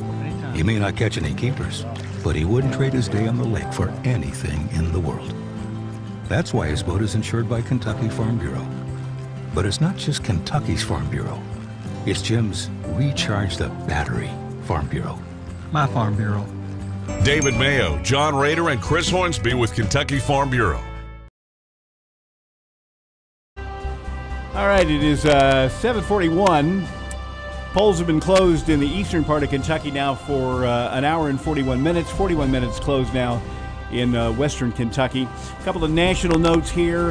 West Virginia has been called for President Trump. No huge surprise there. Virginia is going to go for former Vice President Biden. Vermont also. Again, you need 270 electoral votes to win. Biden has 16, Trump has 13, and we're a long way from being able to decide what's going to happen in those. We've got our first numbers out of Ohio, apparently out of Cleveland, because Biden is way ahead in Ohio, but that's probably because they're coming out of Cleveland. So yeah, of course, the state to watch there up toward New England is Pennsylvania, of course. Let's go back to Estill County here, and Bill, if you can help me on our volume here, and I'll try to help things on this end to Vicki Horn at Estill County Courthouse. What do you have? We got some preliminary numbers. Of course, Donald Trump is winning big with 2,285 votes, and Joe Biden has 900. Mcconnell has 4,398 votes. Barr has 4,273, and Hicks has 1,288. Hospital Wesley has 4,628 and Combs has 910. But in our local elections, Tammy Hardy right now has 507 votes and Rhonda Hardy has 350 votes for the school board. What was the totals again there? 507 for Tammy Hardy and 350 for Rhonda Hardy. All right. And Donna Isport has 400 and Carrie Smallwood has 426. Of course, they're unopposed. All right. All right, and what percentage of the vote is that attributing, you think? Probably, I think they're about halfway done with Okay. through the tapes right now. So. All right. Well, we appreciate that update, Vicki, and we'll have you back on here when you know more. All right, thanks. Thank you so much. Okay, again, for the lower level there, but I'll reiterate. Looks like the Republicans running strong. Everybody, Trump, Barr, the down ticket, McConnell. The one contested school board race, Tammy Tambo Hardy currently in the lead, 507 over Rhonda Hardy at 350. All right, Marissa Hempel is standing by at the Madison County Courthouse with an update on numbers from Madison County. Marissa. I'm here, so I can't say many things definitively yet. We still are waiting on absentee and mail-in votes. And again, since this isn't a precinct-driven election, I don't have totals necessarily, like 13 out of 18 precincts reporting. So these are just, just kind of going with the flow here. Plus, we have a new system. But I can say some things definitively. It's looking like the Richmond City Commission race and the Berea City Council. We can kind of start to see who's pulling ahead. So we mentioned with Richmond City Commission there are 4 people chosen there, and it's looking like Mike Brewer with 3,536. Again, these aren't total, but we're starting to kind of see these form here. Which one is this now? This is Richmond City Commission. Gotcha, okay. So Mike Brewer with 3,536. Kristen Arnold with 3,223. Jim Newby, he used to be on the commission, ran for mayor, took a break. He's back, and it's looking like he's showed up strong. 3,173 votes for him. And then the 4th place goes to, as it's looking, current commissioner Jacob Grant with 3,092 votes. Okay. Now, there's a little bit of a disparity there. If something changes, Ed McDaniel would be the next one in line. He's got 2,851. He also is. So is Ed outside the top 4 at this point? He is. He's number 5. Wow, okay. And then Jason Morgan would be next with 2,531. So he, despite all the drama, if you will, still pulled out some strong numbers. Okay, probably because of his longevity. He's been with the commission for quite some time and seemed very dedicated. Now, Berea, I will just name the top 8 without numbers, if that's okay, because there's so many people. Sure. So, again, not final, but this is what it's looking like for Berea City Council. And it's looking like there's going to be some changes. Ronnie Terrell, Donald Scalf, Jim Davis, David Rowlett, Teresa Centers, Steve Cottle, Jerry Little, and Cora Jane Wilson. So there's some flip-flopping going on in Berea. That's the top 8 at this time. With what percentage of the vote in there? Again, I don't have percentages on total votes. All I know is I'm waiting on absentees. But and we know a lot of people out there want the exact data, and we want to reference you to WBONTV.com here for the final totals. We'll have them up for you. Do you want to hear the amendments also, by the way? Yeah. How's that going? Yeah, Nick just compiled this for me beautifully. So Amendment 1, it's looking like a yes with 54.6% voting yes, and that's 13,650 votes. The no wasn't too far behind, though, with 45.94%. Okay, and this is all Madison County with the vote you have? Yes. Which we're not sure of the percentage, you said, but... Well, this gave the amount on the amendments, okay. But we don't know the percent overall. That's just all right. And Amendment 2? That was looking like a no so far. And that there's a water margin there. So 68.65% voted no on the term limits, and 31.35% voted yes. Well, that's getting beaten pretty decisively then. But, the Marcy's Law Amendment surprising me a little bit there. But we'll see what happens. That's a state bill, so or a state Yes, yeah. referendum. So that one, and that one's closer. All right, very good. I have one more stat if you want. Sure, we're taking data. So we're compiling so many numbers. My brain's already, I need more coffee, I guess.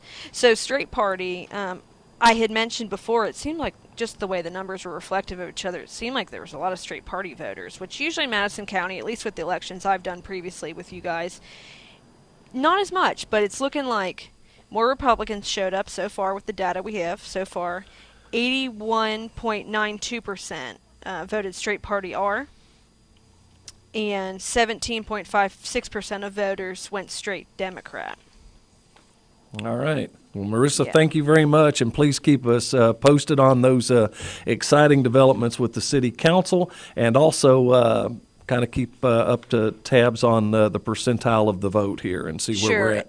And again, this is all on the website. If we go off air, we will be updating this until the end. So it'll be on, just keep refreshing the WBON TV site, and you'll get the latest numbers. Excellent. All right. Thank you very much, Marissa Hempel, live at the Madison County Courthouse. Here's some more figures. With 50% of the precincts reporting in the Go Forth Van Winkle district, Go Forth 76% of the vote, and Van Winkle 24%, 8,016 to 2,568. So we're waiting on the Jackson County results here very, very soon, but it looks like Go Forth is running away with it. And we're getting some feedback. A lot of people think the man's innocent. So, this is why we say that, that's how things are in this country. You are innocent until you're proven guilty, but it looks like it's not even going to be a race. He's running away with it. Well, if he's that far ahead in London and Laurel counties, then there's not enough people in Jackson County to change it, even if they were inclined to do so, which they probably aren't. 7:49 now. We have to take another break here and pay some bills and run some commercial announcements, and we will do that in just a second here. You're listening to Election Returns on 100.7 The Coyote and watching on WBONTV.com. I'm Michelle. And I'm Jennifer. And in the spring of 1992, Bishop Small Engine Repair was born in our mom and dad's barn in Estill County. Then in the fall of 1992, we made the move to Madison County, where we are today. With the support of our family, customers, and community, we have continued to grow in the outdoor power industry. With a full line of products from Kokudet, Grasshopper, Echo, and Shindawa, we can help you tackle your yard so you can enjoy it with your family. Bishop Small Engine Repair, where our focus is our customer. Stop on in, 119 North Estill Avenue in Richmond. We can't wait to see you. At People's Bank, we do it all, from personal banking to business banking and lending services. And unlike some other banks, we make all decisions locally. When you don't have time to wait, count on us. People's Bank is the perfect fit for your busy life. Member FDIC, Equal Housing Lender. People's Bank, with lots of locations to serve you. Give them a call at 986-6860 and check them out online, whitakerbank.com. Who makes the best meal in Richmond? Nuevo Vallarta. Friendly service, a place that's good for kids and good for groups. Head to Nuevo Vallarta on Big Hill Avenue in Richmond. Nuevo Vallarta is known for warm hospitality, great prices, great food, and the best margaritas and fajitas in town. Doesn't a huge 32-ounce ice-cold beer sound great? Start with an appetizer, order a la carte, or choose from their huge menu of Mexican favorites for grown-ups and kids. Nuevo Vallarta on Big Hill Avenue in Richmond.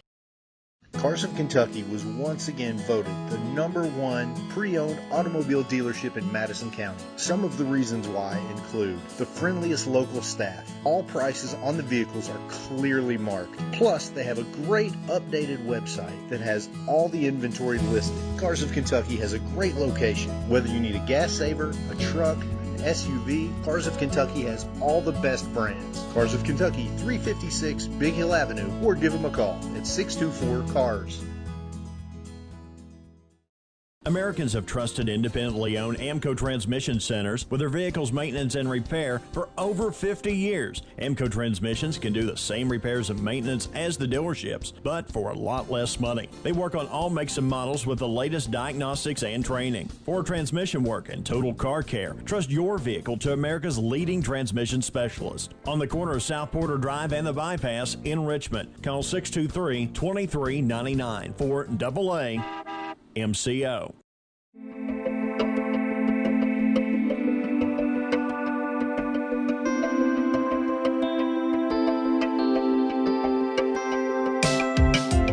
Granite, marble, and quartz for any surface.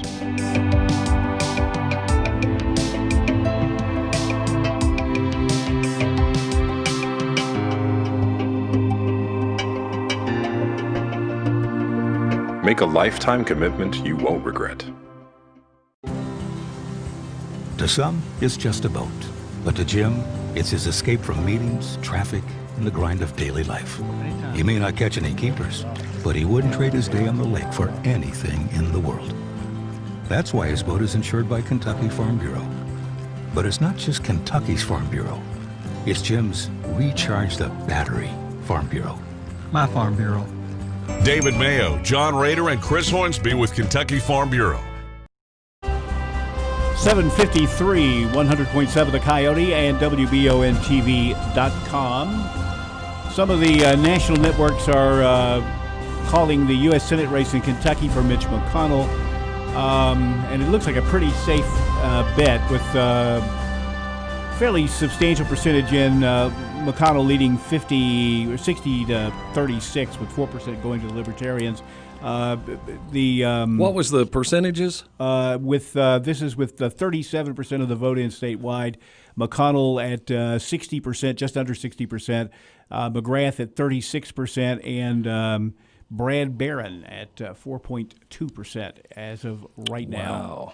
So that's about what I kind of expected it would be. All right, so no Ditch Mitch this time, looks like. Now, will he run again? He'll be 82 at the end of the next term. What say you? Probably not. A lot of that depends on here's if he's standing, he's running. Well, here's what I think.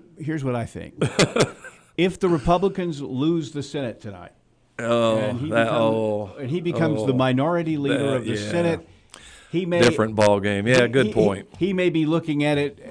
I've had a good run.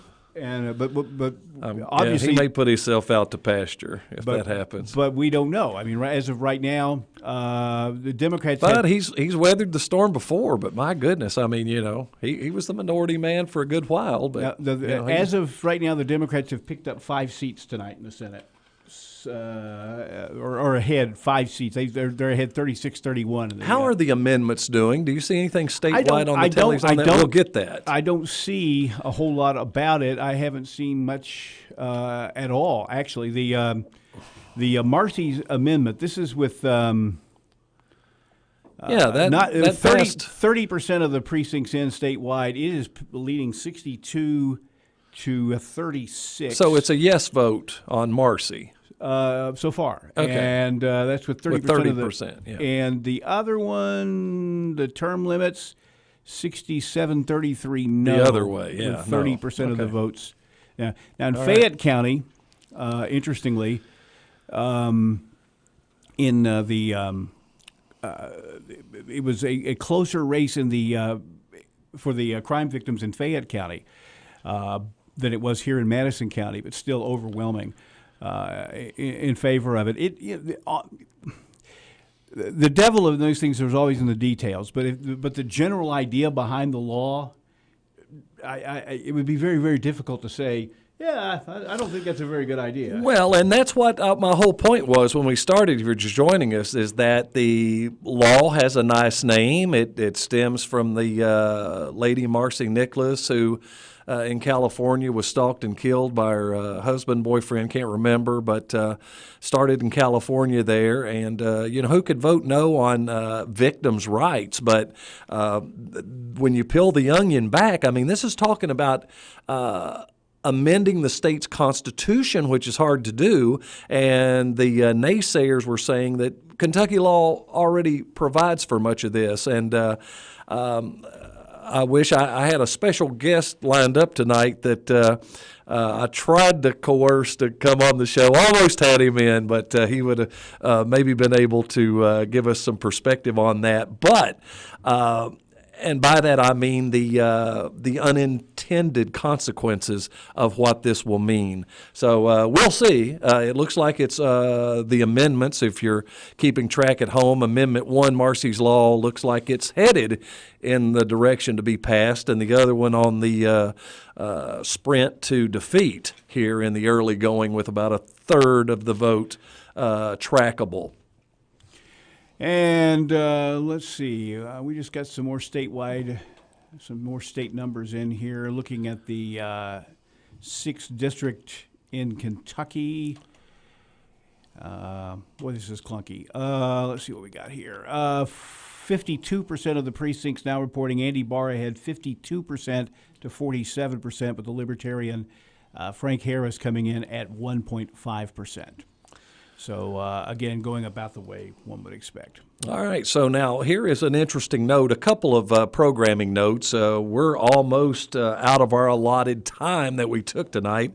We're not going to leave you hanging because still a lot coming in right now. And to that point, the mail-ins, the absentee mail-ins are just now getting sorted through in Madison County. We hear they are heavily Democratic.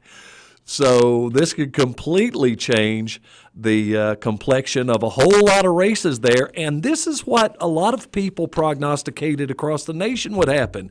The in-person voting was going to be strong Republican, and then you see these ballots day after day keep gnawing away, and the nightmare scenario where the courts has to decide, are we accepting these late after the election, and all that. So anyway, lots still out there to be decided and seen tonight. But we appreciate our team tonight doing it on the local level for you, Marissa Hempel and Nick Lassiter down there at the Madison County Courthouse, Vicki Powell-Horn at Estill County. Austin is here tonight. Austin Hanks helped directing as well as our producer tonight, Gage Hill, who is doing a great job on the television side. Bill Clary, Kelly Wallingford here in studio with you. Big thanks to Michael Watkins and Loretta and all the extended staff as well that all contribute to making these broadcasts good and informative. All right, 54% of the vote in the 6th district. Andy Barr now with 53%. Josh Hicks with just under 46%, and Frank Harris at 1.6%. So I think that there doesn't seem to be much Democratic vote still out there, so I think it's pretty safe to say that Andy Barr is going to go back to Congress. All right, some states have come in. Let's see. Mississippi, Alabama, Tennessee, and South Carolina have been called for Trump, as has Oklahoma just now. Illinois, Virginia, Maryland, New Jersey, Vermont, Massachusetts, Connecticut, and Rhode Island are going for Biden. So right now, Biden leads 81 electoral votes to Trump's 55. Anything out of South Carolina's neighbors to the north? North Carolina, let's see, how much of the vote is in? 1% of the precincts are reporting. Oh. So Trump is in the lead, but it's only 1%. Yeah. Florida is going to go down to the wire, as expected. There is only a 20,000 vote margin, with Trump leading 49.7% to 49.5%, Wow. 20% margin there. In Georgia, with 10% of the vote in, Biden's leading by 50 to 48 with this others in. Biden way ahead in Ohio, but again, we don't know where that vote's coming from. If it's coming out of Cleveland, that would be expected. Cleveland and Toledo, very Democratic. The middle of the state, not. Texas is extremely close. Trump leads Biden 49.4 to 49.2. In Texas? In Texas. What percentage of that with vote? only 5% of the vote in. So, okay. But again, Texas looked like it was going to be a battleground state this year. That's what they said. Of course, the pollsters and the national media have a lot to make up this time. They got it so horribly wrong the last 4 years on their predictions. So they predicted a 3% Clinton win on the popular vote. She actually won by 2% in the popular vote. The difference. Well, the difference between that's not how we elect presidents in this country. That is correct. So none gave Trump. We've all seen the montage of. That's correct. But what I'm saying is the polls weren't that far off on the national popular vote. Where they were off was in those upper Midwest states. Yeah. And Biden just went ahead in Texas by 7%. 5 something. 16%. 16. Okay. So, Very interesting night. Very interesting night. We're just hoping to get you some more information, and we think we're close here.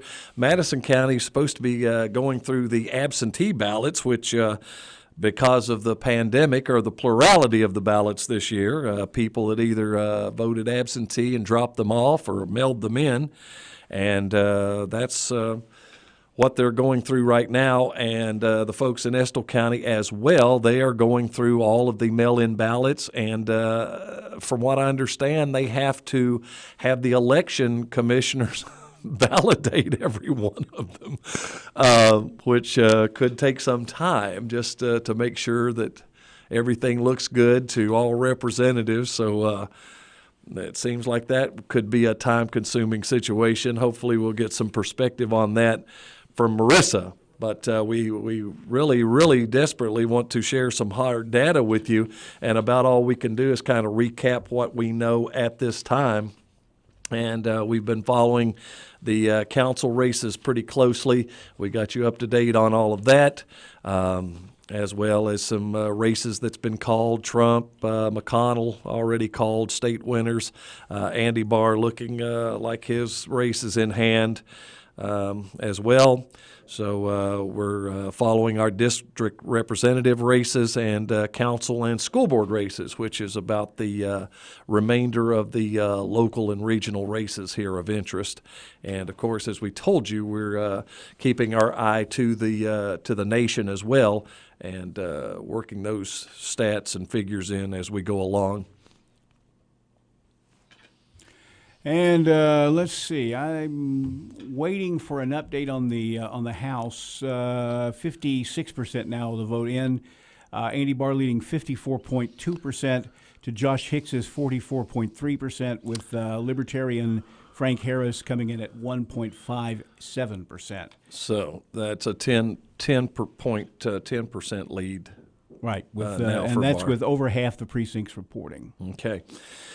It's about 5 after 8 here on WCYO Irvin Richmond and WBON TV. Thanks for joining us. Your host here, Kelly Wallingford and Bill Clary in studio. We appreciate all of you, our friends and neighbors, joining us here for our election coverage 2020. So much going on here in politics nationally. Big races on the state and local levels here. And as we said earlier, Bill, everybody's into it. Everybody is very passionate about their candidates and their politics and their vote. We were a little bit surprised that the vote turnout wasn't a little stronger in Madison County. All indications aesthetically said that it was, but Clerk Barger gave us, he said it was a tad above, but nothing to really write home about over the last presidential election. Still a little bit confused about the percentiles of the that we were given earlier. I don't know if we'll get that clarified or not, but we'll try one more time. But I know that the clerks are both very, very busy with this unorthodox election and the implications and requirements that it brings along with so many of these absentee ballots. Imagine, the absentee ballots were a fraction. Sometimes they made a difference, probably more times than not they did not. And now it's just the opposite way around. Everybody voted absentee ballot, and the minority of the voting was in person.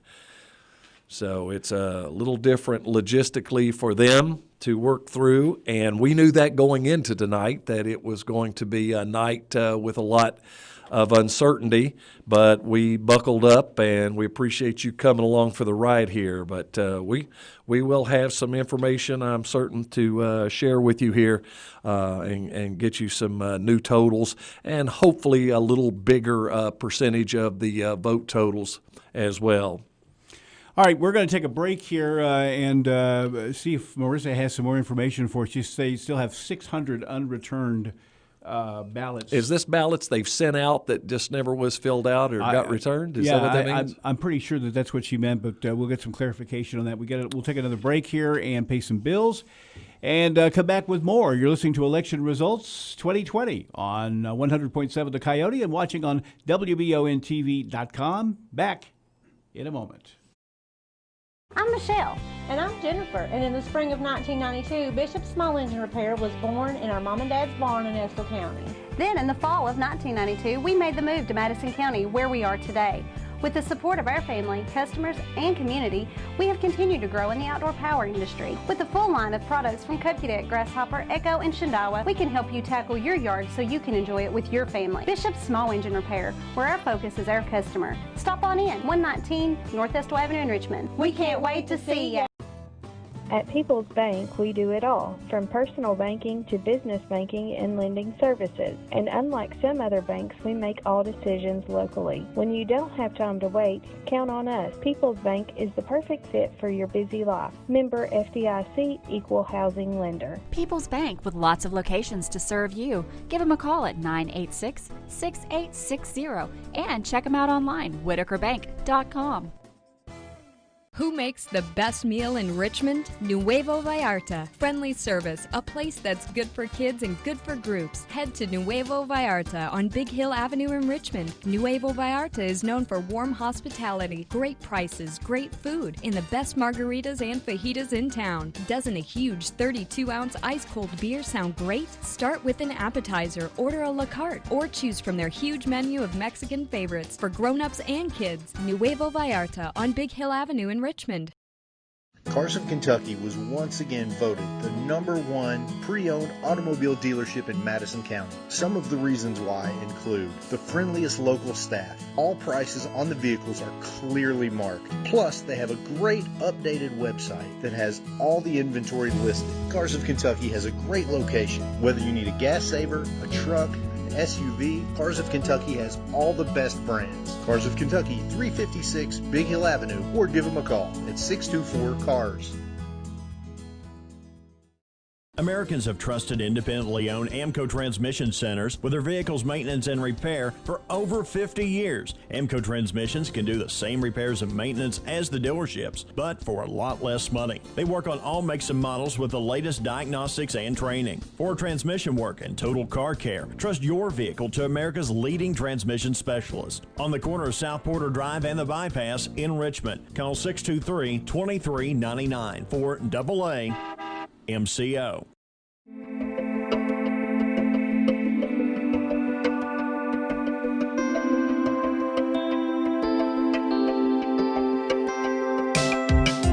Granite, marble, and quartz for any surface.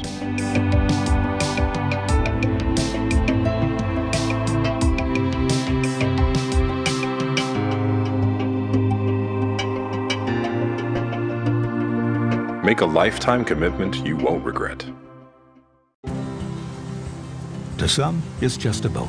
But to Jim, it's his escape from meetings, traffic, and the grind of daily life. He may not catch any keepers, but he wouldn't trade his day on the lake for anything in the world. That's why his boat is insured by Kentucky Farm Bureau. But it's not just Kentucky's Farm Bureau. It's Jim's Recharge the Battery Farm Bureau. My Farm Bureau. David Mayo, John Rader, and Chris Hornsby with Kentucky Farm Bureau. 8:11 at 100.7 The Coyote and WBONTV.com. We are here for election returns, still waiting for definitive numbers out of out of Madison County, and it looks like we might be wrapping up in Estill County here pretty soon, at least according to the... Yeah, they're working on the total, so we're very close. We appreciate everyone's forbearance with the election folks there tonight, but we'll have them for you soon. All right, as we look at, let's see, the 6th district in Kentucky with 56% of the vote in, no real change there. Andy Barr, 54.2%. Josh Hicks, 44.3%. Frank Harris, 1.6%. Mitch McConnell will return to the U.S. Senate. President Trump has carried Kentucky rather handily. Trump has also carried so far West Virginia, Oklahoma, Tennessee, Mississippi, Alabama, and South Carolina. Joe Biden has carried Illinois, Virginia, Maryland, Delaware, New Jersey, Connecticut, Rhode Island, Massachusetts, and Vermont. Trump leads in Florida by a handful of votes, with 80-something% of the vote in. He's also leading in Georgia, but the vote totals, it's only 12% of the vote in. It's pretty close. North Carolina, we only have 1% of the vote in. Biden leads in Texas, Kansas, Ohio, Michigan, Pennsylvania, and New Hampshire right now. All right, real quick, I just wanted to know Florida, the percentage of votes. With 85% of the vote in, Trump leads. Is in the lead now. Yeah, he has been in the lead for some time. But the difference between the two is less than 100,000 votes in a very big state. Well, and there you go. But this is the thing that everyone was concerned about. As in Madison County, they just said that the in-person voting was heavily Republican, but the non-in-person voting seemed to go to the Democrats. So what you see there tonight for the first time may not hold true. We'll go back to Marissa Hempel and Nick Lazaroff. I called him Nick Lassiter earlier. My apologies, Nick. Lassiter was actually a character Tom Selleck portrayed in 1939 England, a gentleman jewel thief. But Nick Lazaroff. Only you would know that. But we will be checking in with them, and as we mentioned, Vicki Horn, who's doing a great job for us and patiently waiting for everything there in Estill County, and we should have something very soon there. Marissa, you were saying that they were counting absentee ballots, but we were confused, as we always are. What's the deal on that? Sure, and, I stay confused as well, but I'm getting some, sense of clarity as we go on, because, like I said, this is a very different election, in the past. Now, what I was mentioning was, after tonight, the only thing we will not know is that Clerk Barger said there are 675 unreturned ballots. Ah, I see. Still out in the mail that could be postmarked in. Yes. Okay, so that's all that's hanging in the ballots. Okay. Yes. Well taken. Yes. All right, 675 up for grabs still. Okay. And I am still waiting for the already collected ballots, but I can give you the presidential totals, and from there on down if you want a couple of those. Madison County. So what are we getting? Is this the compilation of all vote total that we have so far? Yes, all in person, complete. Okay. So everyone that stood in line anytime between October 13th and now, today. And closing of the polls. Okay, today. Yes. All right. So this is in-person voting only we're getting? Yes. All right. Yeah, we're still waiting on those mail-ins. All right. Okay, go ahead, girl. Donald Trump, 21,472. Biden has an unfortunate number at 5,666.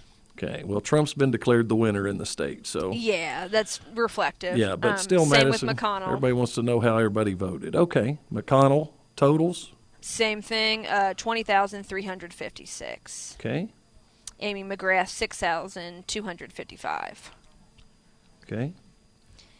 And the red wave continues locally with the 6th District Representative, Andy Barr, of course, with 21,628. And Josh Hicks here in Madison County with 5,590.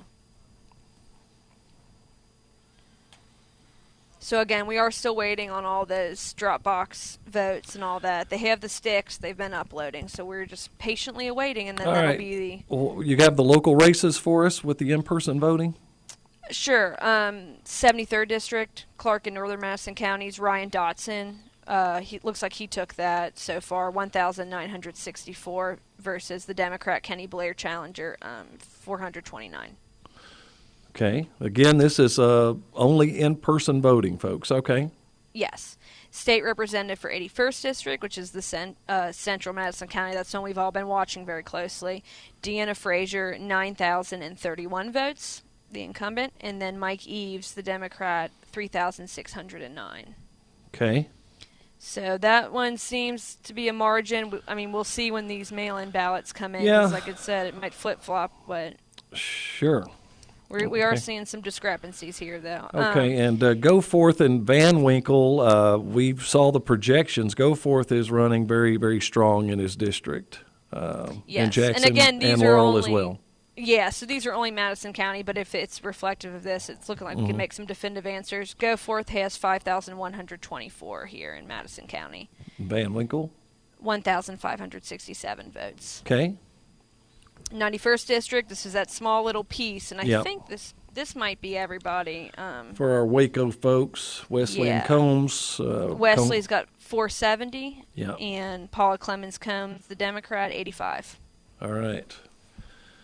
Okay, very and good. The city commission, those all remain the same for Berea City Council and Richmond City Commission from what I mentioned last And break. before we leave, we will give you the totals that we have, folks. I know we've been concentrating on the leaders because the top 4 will get in on Richmond and the 8 top vote getters for Berea. So we will be keeping an eye on that. But again, Marissa, I mean, we're still just dealing with a very small fraction, 20% of the Madison County vote. Yeah, things could definitely change. So we're That eager 11 to get the final. That 11% in-person voting represents about 20% of the total vote, to put it in perspective. And that's going on my assumption that does include all in-person voting, like you said, early and today. I'm glad you figured out the math because, I definitely couldn't figure it out. Well, the math works if it includes the people that voted today, but I was repeatedly told it was only the people that voted early in person. So that's where I just wondered what happened to everybody that went to vote today. So now if that's true, I've got it. I'm happy. All right. My math works. All right. Thank you. And we will check back in with you very soon. Thank you, Marissa. Thank you, Nick. All right. Thanks, Kelly. All right.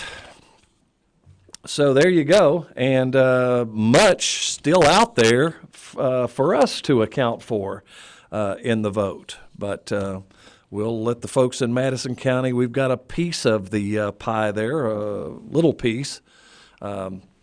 They're working on the rest, as is Estill County, and we'll try to hang in here a little while longer to get you some definitive answers. But, Bill, this was kind of what everybody anticipated. There may not be a lot of answers for everybody tonight. No, and in some states we know that there won't be because, for instance, in Pennsylvania, under state law, they couldn't even begin counting the early vote until after the polls closed in Pennsylvania tonight. So there is no way that there would be definitive numbers from Pennsylvania and for several days. How many times have we all stayed up in the wee hours of the morning, to get an answer?